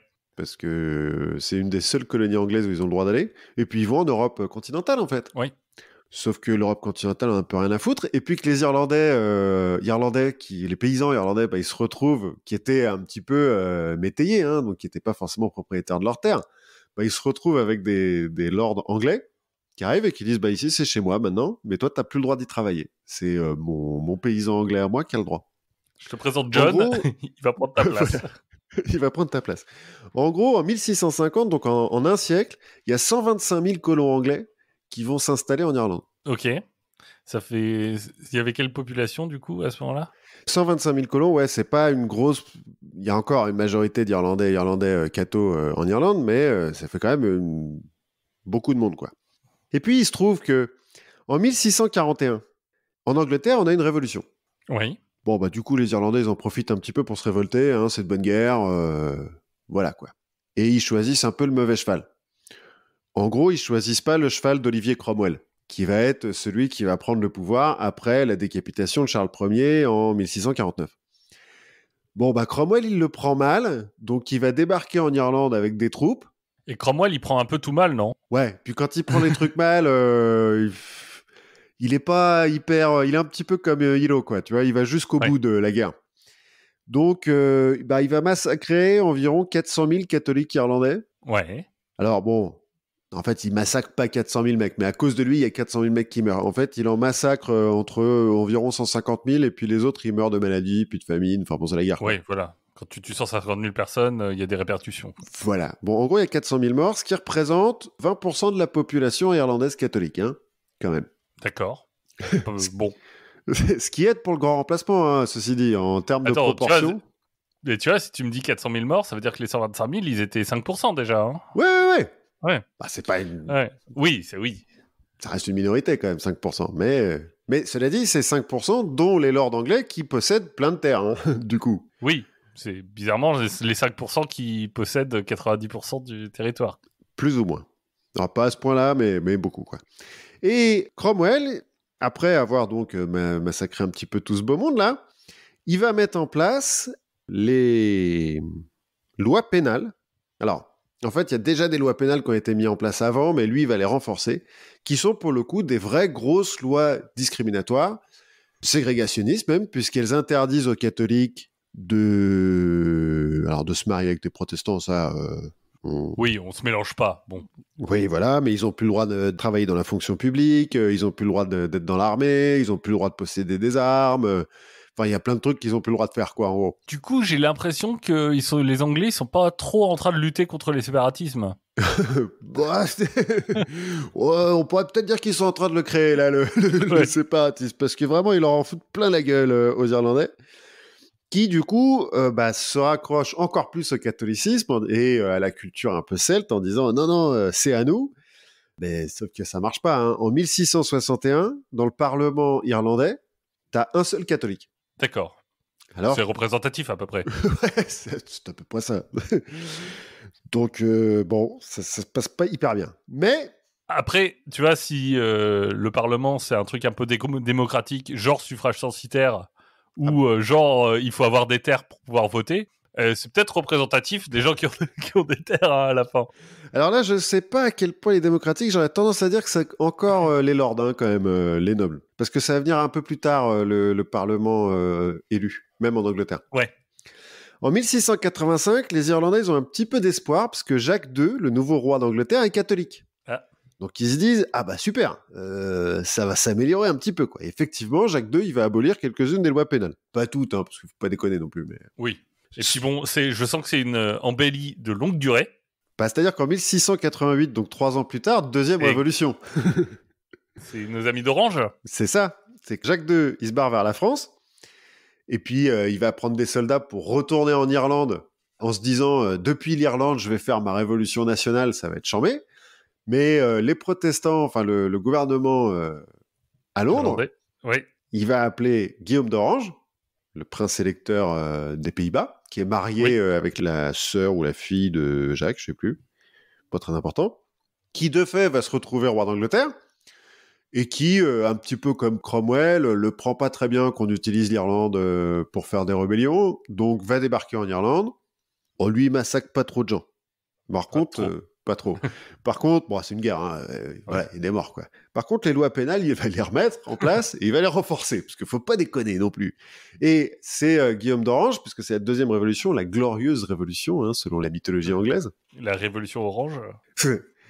Qui va installer une démocratie en Angleterre, enfin une monarchie parlementaire où tu as des... L'habeas corpus et tout ça. Ouais. Non, l'habeas corpus, c'est la première. Mais là, c'est le moment où il y a le Parlement, ça devient bicamériste, donc tu as la Chambre des Lords et puis la Chambre des... Je sais plus comment il s'appelle, des MP, quoi. Ouais. Le Parlement. Ouais, le Parlement. Donc, là, on va pas demander non plus aux Irlandais catholiques de voter, hein, trop, parce que... Bon. Non, c'est la démocratie, mais bon. Mais pas pour tout le monde, hein. On est quand même encore au XVIIIe siècle. Parce que si on doit faire ça, après on doit donner le droit de vote aux Indiens et le droit de vote faut pas déconner, hein. à la moitié du monde. Faut pas déconner. D'ailleurs, le Parlement, en 1719, il va voter une loi qui dit que l'Irlande est dépendante de l'Angleterre. Comme ça, voilà. C'est même plus un État vassal, maintenant c'est... Bouf. C'est un bout de l'Angleterre. Ouais. Bon, puis à la fin du 18e, comme il y a une révolution en Amérique, il y a une révolution en France, c'est les Lumières et tout, les Irlandais, ils se disent, attends, nous aussi, on peut être éclairés. Napoléon, l'éveil de l'État-nation, ouais, tout ça. Un petit... Non, on n'est pas encore à Napoléon, là, on est vraiment fin 18e, on est au moment des révolutions. Les Irlandais, ils se disent, on peut faire ça nous aussi. Et puis, pour une fois, c'est un peu les deux, à la fois des protestants et des catholiques, qui vont créer la Société des Irlandais Unis, qui est vite une société secrète parce qu'elle est vite interdite, hein, quand même, pour essayer de faire une révolution aussi, de créer une république en Irlande. C'est les débuts de la pensée républicaine en Irlande. En opposition, les Irlandais protestants, enfin les descendants des colons de l'époque du Grand Remplacement, là, vont créer l'Ordre Orange, en référence à Guillaume, qui est aussi une société secrète, un peu façon franc-maçon. Mais moins secrète. Mais moins secrète que les... en même temps, les francs-maçons en Angleterre sont pas vraiment secrets. Hein, à l'époque, tout le monde le sait, quoi. Non, mais ils ont des loges et tout, ils ont un grand maître, ils ont des poignées de main spéciales et tout. D'accord, ils se donnent un peu un air ésotérique. Oui, voilà. Plus ou moins, hein, mais bon. Un grand dragon, une goule maléfique. Bon, ils ont juste un grand maître. Mais bon, commence à y avoir un peu opposition entre les sociétés secrètes. Cela dit, les Irlandais Unis, la Société des Irlandais Unis, va réussir à faire passer une constitution en 1782, enfin faire accepter une constitution par le Parlement irlandais, qui est censée donner plus d'indépendance au Parlement irlandais. Bon, ça commence à se friter un petit peu entre l'Ordre Orange et les Irlandais Unis.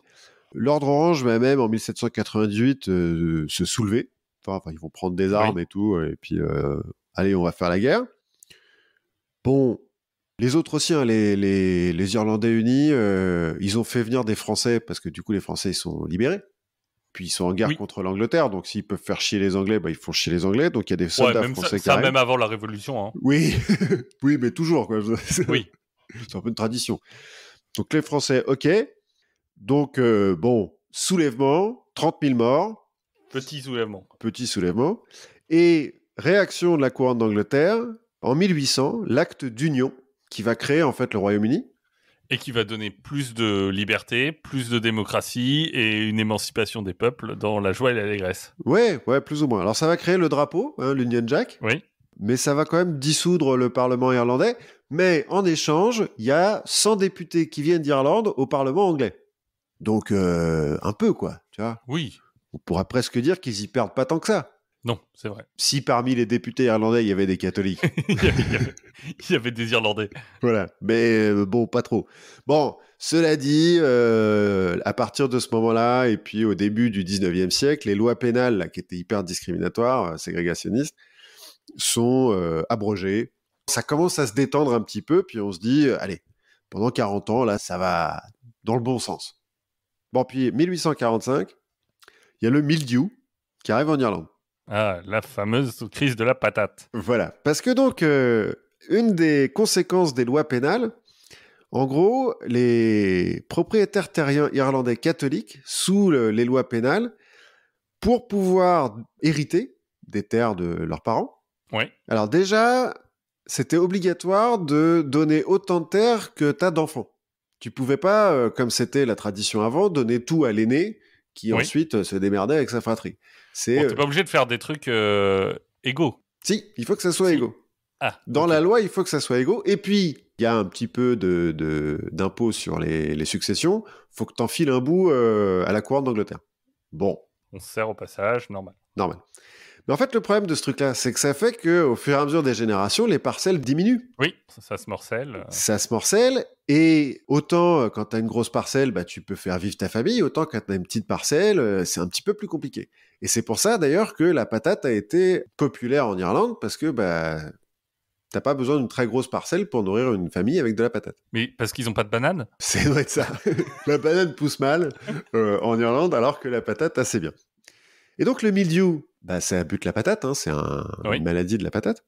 Et en 1845, quand le mildiou arrive sur l'île, bah, ça fait baisser la production de 40% Ouh. sur l'année.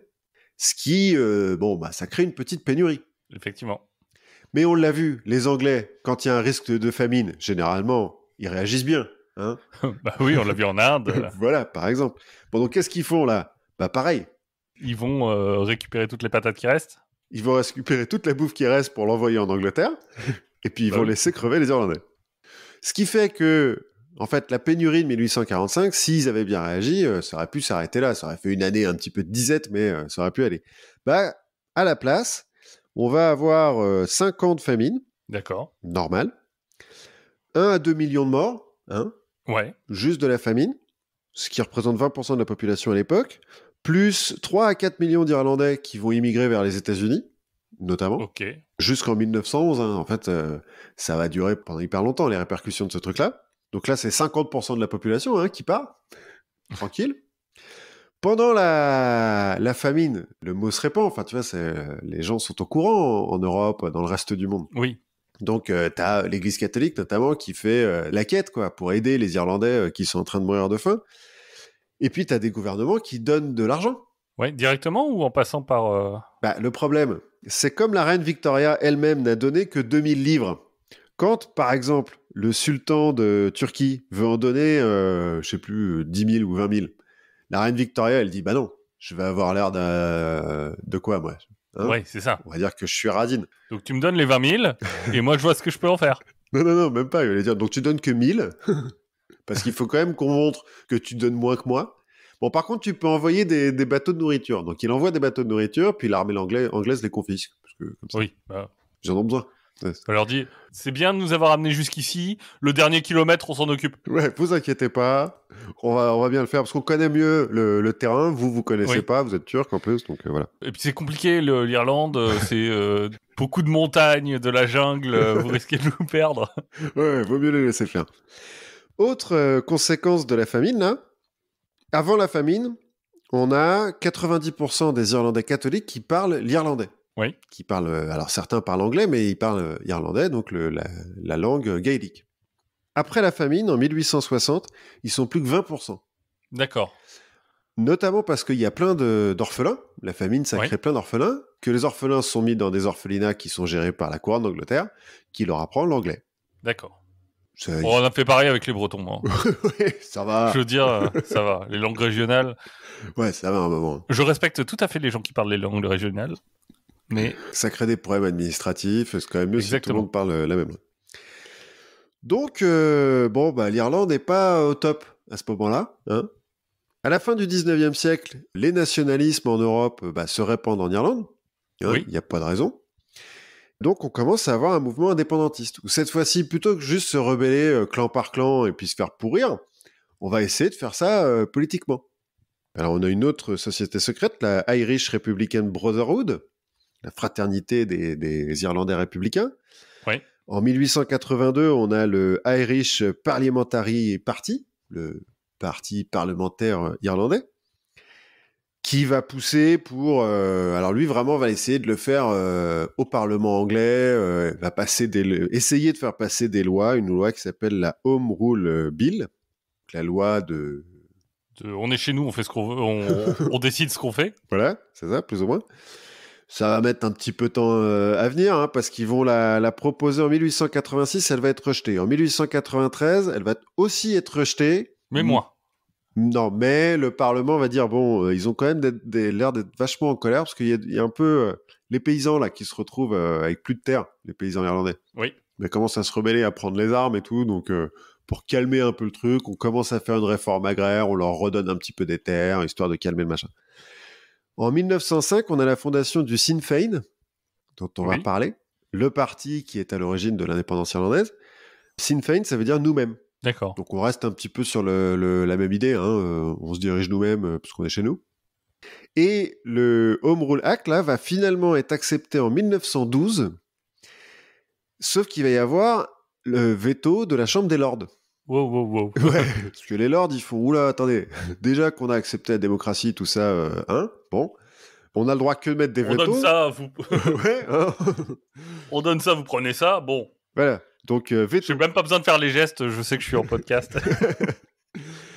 Veto, sauf que dans la Constitution anglaise, à l'époque en tout cas, le veto de la Chambre des Lords, il ne s'applique que pendant 2 ans. En gros, les Lords, ils disent, on va réfléchir pendant 2 ans. Dans 2 ans, vous serez revenus un petit peu à vous, vous aurez compris que c'est nous qui avons raison. Vous aurez grandi, voilà. Vous aurez passé la crise d'adolescence, tout ça. Donc... Ça ira mieux.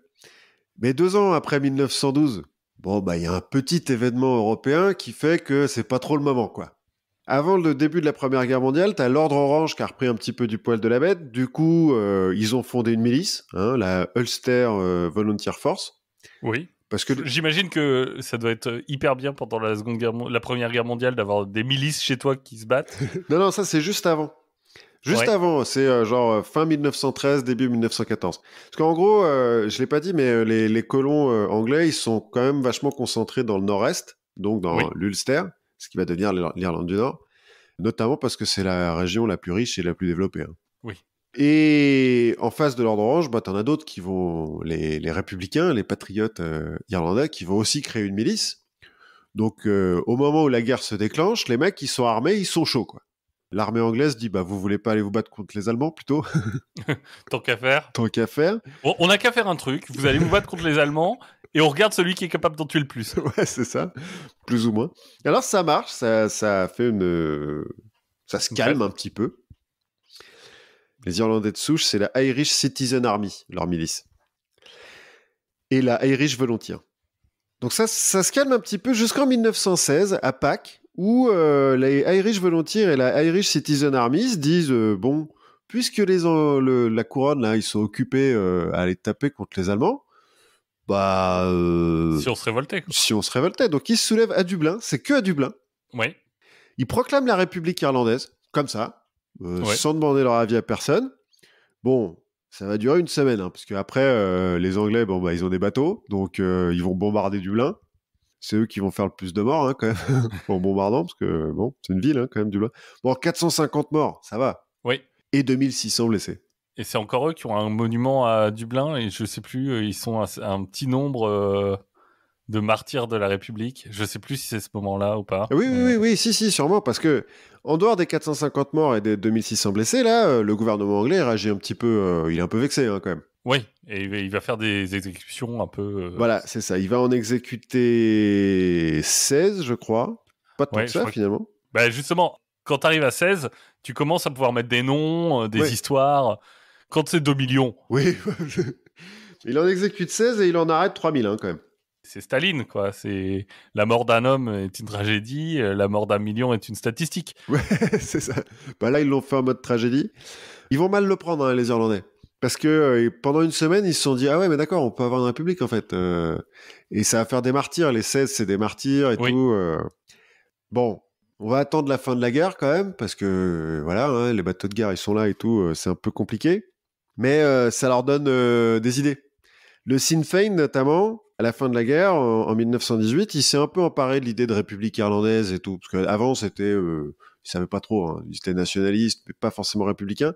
Là, ils sont emparés de l'idée de république. Et aux élections de 1918, ils remportent 73 sièges sur les 105 sièges destinés à l'Irlande au Parlement de Westminster.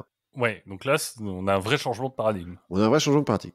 Bon, il semblerait qu'il y a certains de ces sièges qu'ils aient où ils ont un petit peu fait des menaces sur l'autre candidat, où ils ont un peu bourré les urnes et tout. Mais c'est aussi un rapport de force.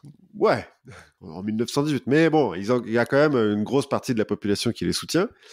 Donc ils sont censés aller au Parlement de Westminster, c'est 73 là, mais ils refusent. Et ils créent un Parlement irlandais à Dublin, le 21 janvier 1919, et ils proclament l'indépendance de l'Irlande. 73 sièges là sur 105, c'est surtout dans le sud. Enfin, c'est surtout pas en Ulster, parce que sur la trentaine de sièges qui sont pas du Sinn Féin, t'en as 23 qui viennent d'Ulster et qui eux sont tous de l'ordre orange. D'accord. C'est tous des protestants en mode non, loyalistes à fond et tout. L'ordre orange, donc on les appelle les orangistes maintenant. C'est un peu des vénères. Hein. Ils sont pas trop là pour négocier quoi. Et donc proclamation de l'indépendance de l'Irlande. Le même jour, les Irish Volunteers et la Irish Citizen Army, qui s'est du coup renommée en Irish Republican Army, puisque maintenant c'est une république. Tiens, ça fait quoi comme initiale, ça ? IRA ? Ouais, on va en reparler beaucoup de l'IRA à partir de maintenant. Donc, ils font de l'IRA, hein, de fait, et ils vont abattre 2 officiers de la Royal Irish Constabulary. J'ai trouvé ça joli. D'accord. C'est la police, hein. Oui, le constable, c'est le planton en anglais, quoi. Ouais, c'est ça. Donc c'est la police royale. Ils en abattent 2 un petit peu au hasard. Puis ils disent, allez, c'est le début de la guerre. C'est effectivement le début de la guerre d'indépendance irlandaise. En fait, c'est une guerre de guérilla. Hein. Il n'y a jamais de tranchées et de grosses bastons. Hein. C'est l'IRA, donc, contre la RIC, la Royal Irish Constabulary. Après, il y a l'armée britannique qui vient, mais ça reste de la guérilla.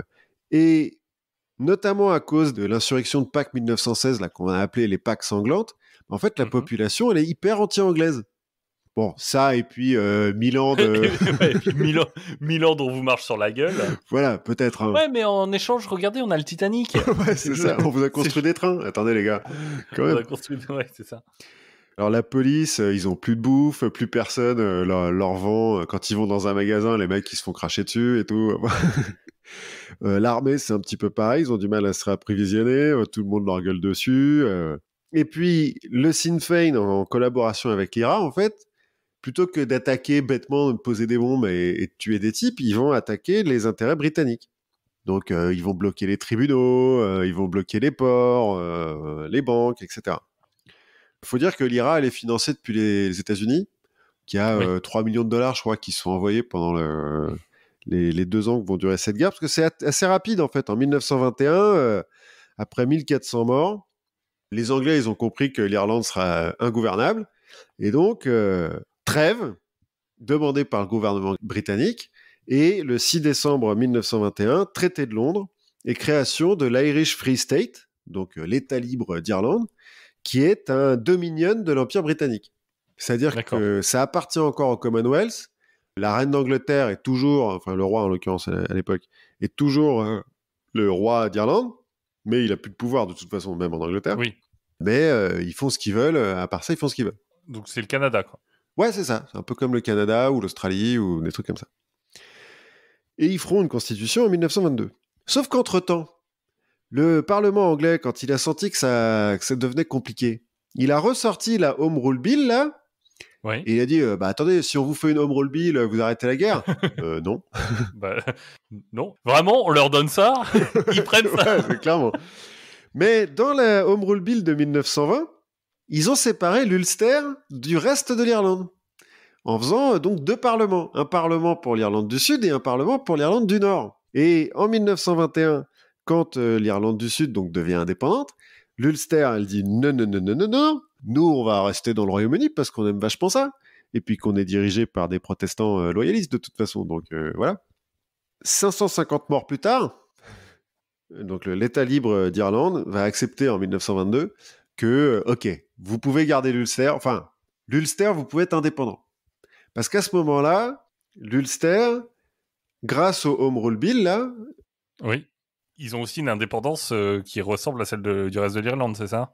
Alors, pas tout à fait. Ils ont un parlement. C'est un peu comme maintenant l'Écosse, tu vois. C'est-à-dire qu'ils ont un parlement, ils ont un premier ministre, mais ils font quand même toujours plus ou moins partie du Royaume-Uni. Mais ils ont de nouveau un parlement, quoi. Oui.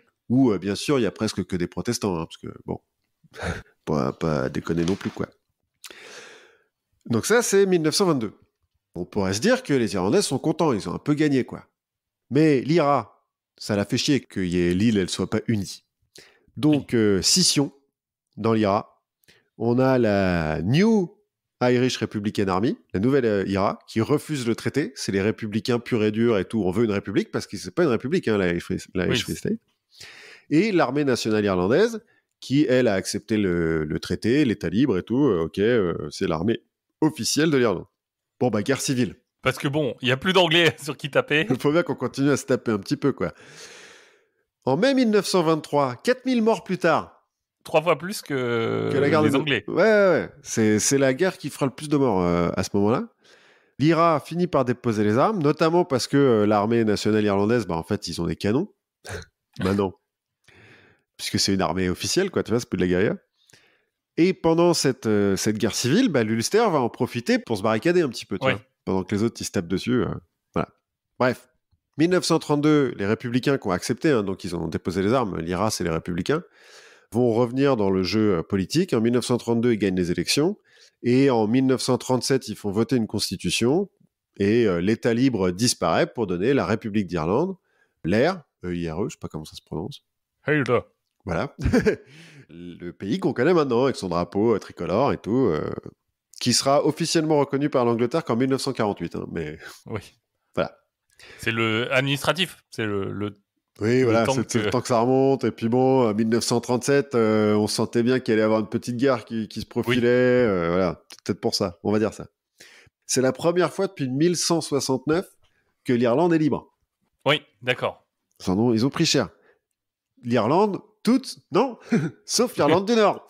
Sauf l'Irlande, bien sûr. Mais après, eux, ils sont contents, ils sont autodéterminés un peu, l'Irlande du Nord. Ouais, plus ou moins, mais en fait, l'ordre orange en Irlande du Nord, ils sont contents d'avoir un peu d'autonomie parce qu'ils font pas totalement confiance aux Anglais qui ont tendance à élire des travaillistes de temps en temps qui ont des idées humanistes ou l'avortement, des choses comme ça. Bon. Non, et puis autodétermination des peuples, on va donner des indépendances et tout ça, ça leur plaît pas trop, donc ils sont contents d'avoir un petit peu d'autonomie, mais ils sont le roi et tout, l'Angleterre, Royaume-Uni, à fond, quoi. Ils ont tout intérêt, en fait, en pratique. Parce qu'ils restent un peu minoritaires, hein, les protestants, à l'époque, en Irlande du Nord. De nos jours, c'est plus ou moins 50-50, entre protestants et catholiques en Irlande du Nord. Et ça se passe un tout petit peu mieux. Mais bon. Ouais, on va voir. Mais à l'époque, ils sont un peu minoritaires. Alors, ils vont pas remettre en place des lois pénales qui sont clairement discriminatoires, parce que là, ça se fait plus au XXe siècle, quand même. Par contre... Si on rétablissait l'esclavage, non non, vous êtes sûr parce que bon, non, on voulait pas. C'est cool quand même. Enfin, ok. Mais il y a quand même de fait une politique ségrégationniste contre les cathos. Parce que les élections locales, par exemple, c'est un système censitaire. Et autant dire que les pauvres, ils sont surtout cathos en Irlande du Nord. Il y a une inégalité monstrueuse entre protestants et catholiques. Au Parlement d'Irlande du Nord... parce que les protestants, ils travaillent. Oui, ça doit être ça. Puis surtout, ils sont proprios, quoi. C'est eux qui possèdent les terres et les usines et tout ça, quoi. Justement, le Parlement d'Irlande du Nord, pour pouvoir voter, il faut être propriétaire d'une usine ou de terre ou d'un truc, quoi. C'est un peu comme un scrutin censitaire, mais bon. Oui. Et pour le Parlement anglais, parce qu'il y a quand même encore des députés qui viennent d'Irlande au Parlement à Westminster. Là, c'est plus ou moins un suffrage universel, mais comme c'est le Parlement d'Irlande du Nord qui choisit les districts, ils font du gerrymandering. D'accord. Donc, ils découpent les districts de façon à s'avantager dans les élections. Voilà. Quand il y a un quartier catholique, en fait, plutôt que d'être un seul district, il est divisé en plein de districts où il y a une majorité de protestants. Ce qui fait que les protestants sont toujours majoritaires au Parlement d'Irlande du Nord, que c'est eux qui gèrent la plupart des services publics. Tous les premiers ministres, les ministres font partie de l'ordre orange, sont protestants. Et comme ils gèrent les services publics, ils gèrent aussi qui est-ce qui a les logements sociaux, qui est-ce qui peut être fonctionnaire, etc. Donc même s'il n'y a pas de loi discriminatoire, comme il n'y a pas de loi anti-discrimination, tous les logements sociaux, c'est les protestants qui l'ont. Dans la police, il y a moins de 10% de catholiques. Tous les fonctionnaires, c'est que des protestants. Donc de fait, il y a une ségrégation. Et puis, il y a une ségrégation dans les quartiers, hein. Mais pas beaucoup de quartiers mixtes. Ah, ça... On en reparlera. Dans les années 60, à cause de ça, il y a un mouvement des droits civiques en Irlande du Nord, calqué sur le mouvement des droits civiques aux États-Unis, où les Irlandais cathos disent nous, on est les Noirs de l'Irlande, quoi. Bon. Oui, ce qui est bon, toute proportion gardée. Toute proportion gardée, mais c'est bon. C'est un mouvement des droits civiques, quoi. Et comme le mouvement aux États-Unis, ils sont pacifiques, ils font des marches, ils font des sittings, etc. Ce qui marche bien. Bon, ce qui a marché aux États-Unis, Oui. mais pas en Irlande.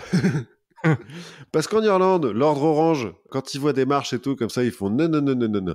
Donc ils vont recréer une milice, la Ulster Volunteer Force. Et le 27 mai 66, par exemple, cette milice va tuer en pleine rue un civil catho. Pour le fun ou Pas- parce qu'il avait fait quelque chose? Ah non, pour le fun. Pour montrer qu'ils existent, quoi.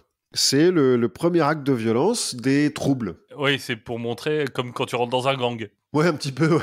C'est la création du gang, on bute un mec.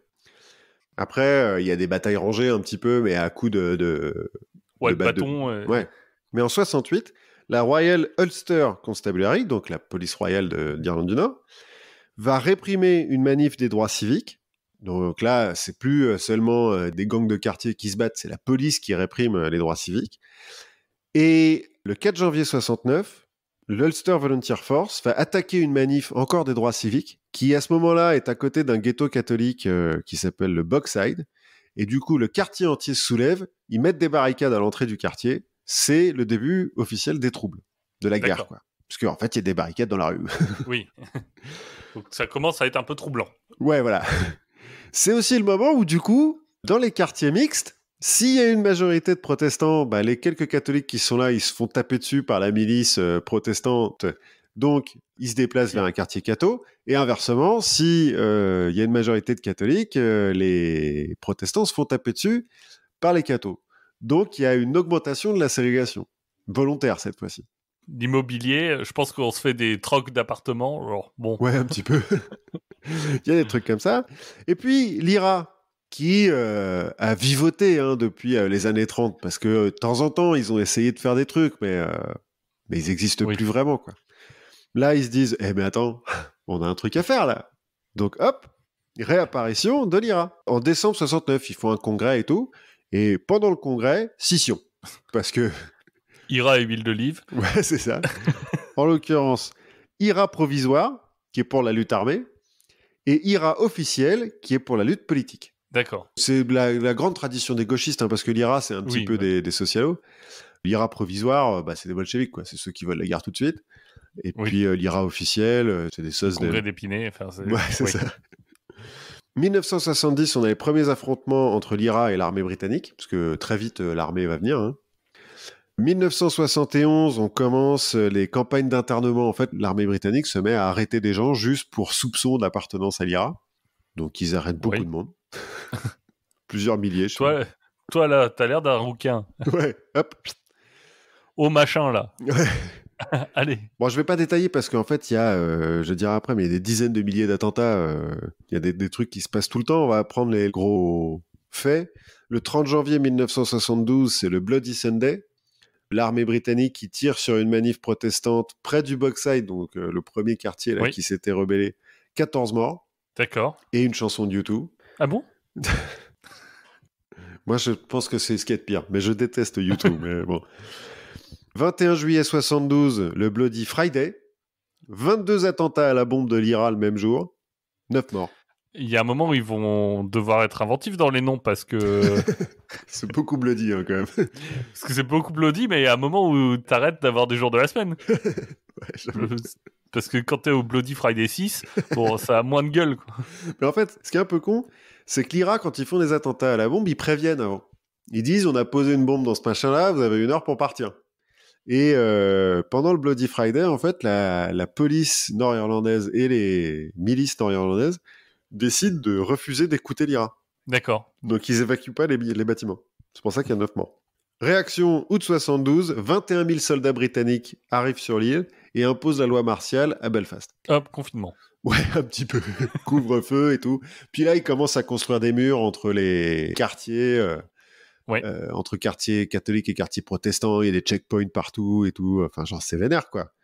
Enfin, pour avoir été dans les deux villes, Mhm. il y a des endroits de Belfast où tu te sens un peu comme à Jérusalem.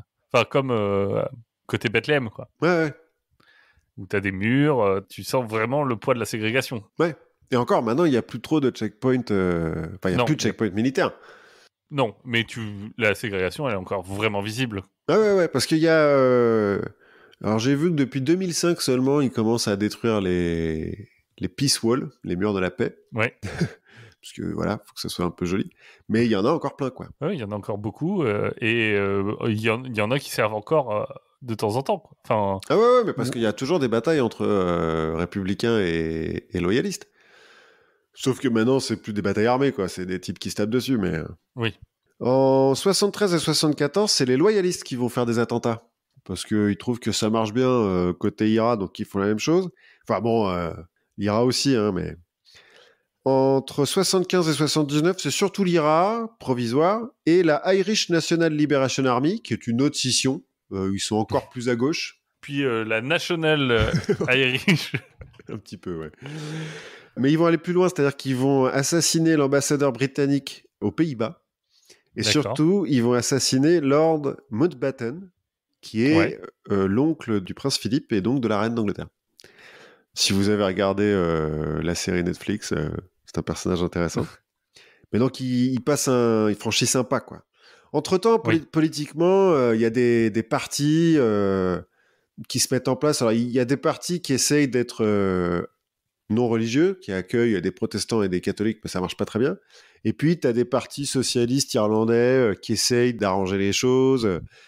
Tu as le Parti travailliste en Angleterre qui essaye de faire passer des lois au Parlement de Westminster, même si ils continuent à envoyer des soldats. Hein. Il n'y a pas que les conservateurs qui vont envoyer des soldats. Bref, ça n'avance pas beaucoup. On commence à faire de la propagande, beaucoup. Donc, le gouvernement britannique va criminaliser en fait les actions de l'IRA en disant non, non, non, non, c'est pas des révolutionnaires, c'est pas une histoire de politique, c'est C'est purement des des brigands. terroristes. Mais ouais, enfin, c'est des terroristes et c'est des brigands. Oui, Tu vois, d'accord. Ils sont là pour l'argent. Ouais, parce que le fait est que l'IRA fait des cambriolages et un peu du racket pour se financer. Oui. Et puis ils vendent un peu de drogue aussi. Bon, ça arrive. Mais en insistant sur le fait que c'est des criminels de droit civil, en fait, ça réduit la portée de leurs actions, Ouais. quoi. Ça les rabaisse un peu. Ouais, ça les rabaisse. Et en fait, une des conséquences de ce truc-là, c'est que les prisonniers de l'IRA dans les prisons nord-irlandaises ne sont plus des prisonniers politiques, mais des prisonniers de droit commun. Ce qui va créer en 1976 la Blanket Protest, où en gros, parce que les prisonniers politiques ont le droit de garder leurs vêtements à eux, personnels. Et ils sont pas obligés de travailler et tout, ils sont mis à l'isolement, mais c'est tout. Et donc là, ils deviennent prisonniers de droit commun, donc on leur donne un uniforme de prisonnier. Mais donc ils refusent de la mettre et ils n'utilisent que leur couverture. Ils sont à poil en fait, avec juste leur couverture pour sortir. Il faut une Gandhi, quoi. Un peu, ouais. Sauf que ça ne marche pas. En 1978, ils vont installer... On retire les couvertures. Alors non, bah oui, les prisons essayent de leur retirer les couvertures, mais du coup les mecs ne sortent plus et ils ne veulent plus sortir pour se laver ou pour aller aux toilettes. C'est ce qu'on va appeler la dirty protest, où donc ils se lavent plus et ils chient dans leurs mains et ils mettent leur merde sur les murs de leurs cellules pour dégoûter les gardiens de prison pour plus qu'ils viennent et pour plus que... C'est une stratégie. Alors si tu as vu le film Hunger, je crois, de Steve McQueen, avec Michael Fassbender, bah, ça raconte cette histoire. Et ça raconte notamment... Parce que le stade d'après, c'est la grève de la faim. En 1980, ils se mettent à faire des grèves de la faim, les mecs. Et t'as notamment Bobby Sand, donc le héros de ce truc-là, un type qui est très connu quand même, hein, qui, à partir de sa majorité, va passer une seule année en dehors de prison. Hein. Et, sinon, il est tout le temps en prison. Et pas pour des faits très graves. La deuxième fois qu'il va en prison, c'est juste parce qu'il y a une arme sur lui. Bon, pas le droit d'avoir une arme. 20 ans. Ouais, je sais plus combien il prend, mais il prend beaucoup, quoi. Enfin, au final, il va rester que 5 ans en prison parce qu'il meurt assez jeune, hein, ce mec-là. Mais donc, il fait partie des Dirty Protests, il fait partie des Blanket Protests avant ça. Et le 1er mars 1981, c'est le chef de l'IRA dans la prison. Il est nommé chef de l'IRA dans la prison. Et il commence une grève de la faim. Il se trouve qu'à peu près au même moment, il y a un des seuls députés catholiques au Parlement irlandais qui meurt. Oui. qui meurt. Donc, élection. Donc, élection anticipée. Bobby Sand est présenté par l'IRA et gagne. Il est toujours en prison, mais il est élu député. Oui.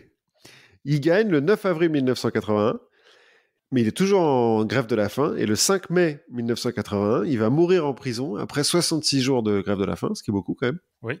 Malgré le fait qu'il est député. Oui, et malgré le fait qu'en face, on ait un gouvernement qui soit assez ouvert à la négociation. Ah bah oui, parce qu'en face, c'est Thatcher maintenant. Oui. Et alors, Margaret Thatcher, elle a dit, on négocie pas avec les terroristes. Donc, elle parle pas avec les rats. Enfin bon, c'est pas des terroristes. Vous m'avez compris, c'est pas vraiment des terroristes parce que c'est quand même des gens de droit commun. Mais donc, on négocie pas avec eux. Mais on est... Voilà, bref. Bref, Parce qu'on les connaît, on leur donne ça, ils demandent... Enfin bref. On va en reparler, mais c'est comme ça. Non seulement elle négocie pas, mais en plus, elle va lancer une campagne d'assassinat par les milices loyalistes aidées par les services secrets anglais. Enfin, genre, elle est hyper vénère, Thatcher, contre les Nord-Irlandais. Elle est hyper vénère contre tous les gens qu'elle aime pas. Hein. Oui, de manière générale. J'ai l'impression qu'elle est pas... Bon, à sa défense, l'IRA a assassiné un de ses potes. Bon, oui, effectivement. C'est pas très cool. C'est pas très cool, mais enfin bon. De là à lancer des campagnes d'assassinat par les services secrets, bon. Finalement, elle est remplacée en 91 par John Major, qui va lancer le processus de paix, qui va être conclu par Tony Blair en 98.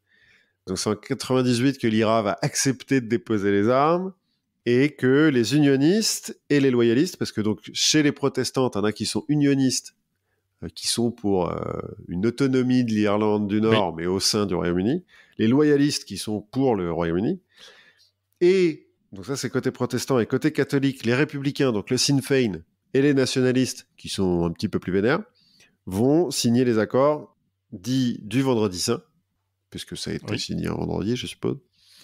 Ou le Vendredi Saint. Sûrement. Ou alors... Non, parce que c'est un truc. Hein, oui, je sais. Non, mais ils ont un autre nom, les accords, mais je ne l'ai pas noté. Enfin bref. Et donc, c'est le début d'un processus de paix. En pratique, les historiens ne sont encore pas tout à fait d'accord sur quand est-ce que c'est vraiment arrêté, ce truc. Et est-ce que c'est vraiment fini ? Parce qu'avec le Brexit, là, on va peut-être en reparler, quoi. Bilan de ces 20-30 ans de troubles, 3500 morts, donc moins que la guerre civile irlandaise, 40 000 blessés, beaucoup plus, là. Oui, mais pas sur le même territoire, en même temps. C'est vrai. Bah, il y a quand même quelques attentats en Irlande du Sud, parce que l'IRA participe beaucoup depuis la République d'Irlande. Et d'ailleurs, une des conséquences, c'est sur la frontière. Ouais. Une des conditions des accords du Vendredi Saint, c'est que la République d'Irlande arrête de vouloir, et d'aider à l'indépendance de l'Irlande du Nord. On a eu quand même, pendant les 30 ans, là, 16 000 attentats à la bombe. Ça fait beaucoup de bombes. Ça fait beaucoup de bombes. Ça fait une demi-heure de Verdun. Ouais, c'est ça. On a plus ou moins autant de morts de chaque côté, là, sur les 3500, mais côté catho, c'est surtout des civils, là où côté protestant, c'est surtout des soldats. Et depuis, on a des lois anti-discrimination, quand même, qui ont été votées, alors qu'ont même été votées pendant les troubles, pour interdire un employeur, par exemple, de discriminer sur la religion de celui qui cherche un emploi. Mais la ségrégation territoriale volontaire continue. De nos jours, à Belfast, tu as 98% de ségrégation, quand même, entre catholiques et protestants. Et les inégalités économiques sont toujours en grande défaveur des catholiques. Ça m'étonne pas. Bah oui, parce que malgré ça se répare pas comme ça. Bah oui, ça se répare pas aussi vite. Les protestants sont toujours propriétaires de la majorité des terres, de la majorité des usines, donc voilà. Une des conséquences étranges... Non, ça s'explique, mais... De ça, c'est aussi que depuis les années 2000, donc en gros à la fin des troubles, le taux de suicide chez les jeunes hommes catholiques en Irlande du Nord est 2 fois supérieur au reste du Royaume-Uni.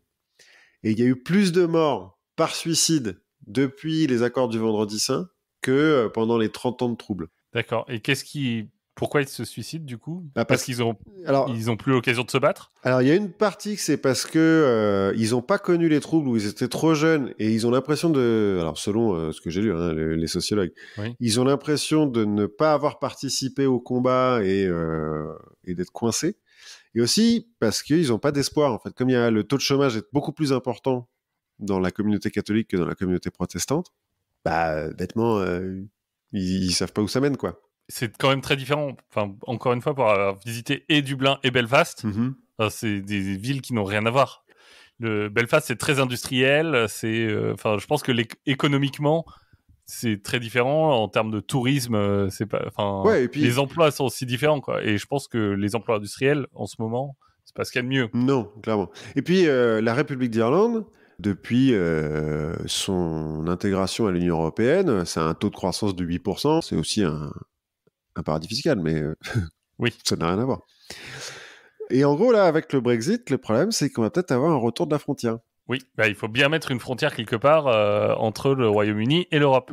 Voilà. Et s'il y a un retour de la frontière, il y a potentiellement un retour des sentiments nationalistes et de ceux qui veulent l'unité de l'île d'Irlande. Oui, parce que aujourd'hui, les accords de Brexit disent que la frontière, elle est elle est maritime, en fait. Elle est entre, globalement, l'île de Grande-Bretagne et l'île d'Irlande. Donc, c'est là qu'est la frontière.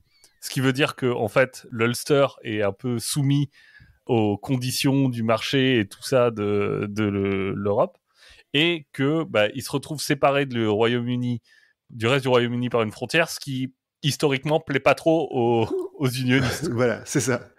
Et que, du coup, la majorité... alors, je crois que c'est moins le cas depuis les dernières élections, mais pendant toute la négo du Brexit, la majorité de Theresa May, en fait, elle avait la majorité que parce qu'elle était alliée à un parti unioniste nord-irlandais. Ouais, qui sont toujours hyper actifs. Hein. Les unionistes nord-irlandais, les protestants, l'ordre orange existe toujours, même si un petit peu moins de pouvoir qu'à l'époque, mais ils sont toujours hyper actifs parce qu'ils ont peur d'être laissés en race campagne, en fait. Oui, c'est ça. Mais bon, j'ai trouvé ça un peu triste, l'histoire de l'Irlande, là. Quand même beaucoup de morts dans tout ça. Oui. Et puis... Oui, mais ils en ont fait une belle chanson. Faut voir. Mais c'est marrant parce que c'est tout près, tu sais, on dit l'Europe est en paix et tout, pas tant que ça, hein, il y a quand même eu une guerre pendant 30 ans tout près de nous. Et c'est très révélateur de la façon dont... En fait, il y a un moment donné, quand je disais le truc sur les lois pénales, là, t'as l'impression de relire le code de l'indigénat ou les trucs comme ça. Oui, et c'est aussi pour ça qu'eux se considéraient un peu dans le mouvement des droits civiques et tout ça. C'est un peuple colonisé, quoi. Ouais. Enfin, c'est une colonie, l'Irlande. Ouais. Parce que l'Angleterre n'est pas un pays celtique aussi. C'est aussi pour ça qu'ils s'entendent pas, quoi. Oui, n'est plus un pays celtique. Ouais, mais depuis longtemps, en fait. En gros, les nations celtiques, c'est la Bretagne, l'Irlande, le Pays de Galles et l'Écosse. Mais l'Angleterre, à cause des Angles et des Saxons... et des Romains. Et des Romains, c'est un pays latin germanique, quoi. Oui. Et c'est pour ça que nous, on les aime pas et qu'on préfère les Écossais. Tout à fait. Eh ben, encore une fois, allez en Irlande, c'est très beau. Et si vous avez l'occasion, allez à Belfast aussi, parce que pour après, il faut aimer les villes industrielles un peu, un peu sur le déclin, mais c'est très beau, voilà. Et puis il y a plein de murs, donc il doit y avoir plein de graffitis. Et il y en a un de moi. Ah ouais? Oui. Qui dit faites de la Guinness, pas des murs. Bien ouais. Voilà. Et ben du coup, moi je voulais terminer juste en rendant un petit hommage rapide parce que on a déjà beaucoup parlé.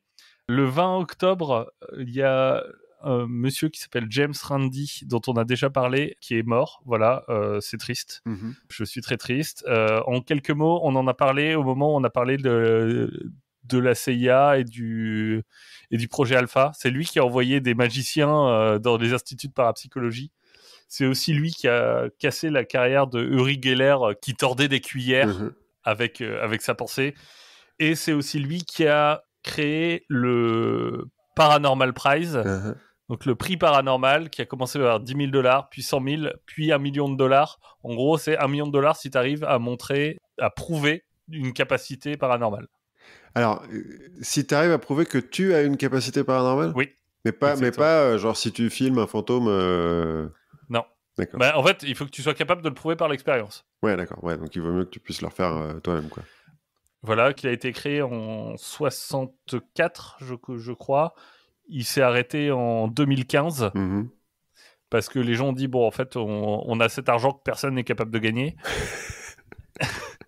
On peut peut-être l'utiliser pour faire des trucs plus intéressants. Certes. parce qu'ils ont testé beaucoup de gens. Ils ont notamment les tests un peu connus, c'est les tests avec des sourciers. Ah ouais, et ça a jamais marché? Ça a jamais marché. En gros, l'idée, c'est que tu les mets sur une estrade avec 4 ou 5 tuyaux qui passent sous l'estrade. Tu fais passer l'eau dans un tuyau et tu dis, bon, bah maintenant, lequel? Ouais. Et enfin, jamais les gens ont été meilleurs que les statistiques. Enfin, ou en tout cas significativement meilleurs. C'est la personne qui a lancé le scepticisme scientifique. C'est l'héritier de Houdini, en fait. Parce qu'il était aussi magicien. Sa formation, c'est qu'il est magicien, mentaliste. Donc voilà, c'est triste. Et je voulais lui rendre hommage. Mais sa mémoire perdure.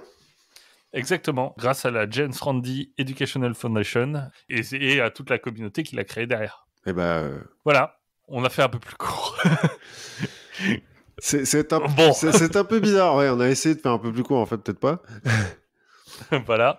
Mais on était très content de pouvoir continuer à enregistrer. On est très content de pouvoir vous parler. D'ici là, continuez à écouter des podcasts. Ouais, après, on a essayé de faire plus court. C'est surtout qu'on pensait pas que ça viendrait aussi vite, le confinement. On comptait se voir en vrai aujourd'hui et faire un épisode normal. Exactement, puisqu'on est confiné depuis 2 jours. Voilà. 1 jour et demi. Continuez à écouter des podcasts. Il y a plein de podcasts hyper cool sur le label Podcut. Si vous les aimez, n'hésitez pas à nous aider grâce au Patreon. Restez curieux. Il y a plein de moyens de se cultiver, même quand on est chez soi. Ouais. À la prochaine fois. À la prochaine fois.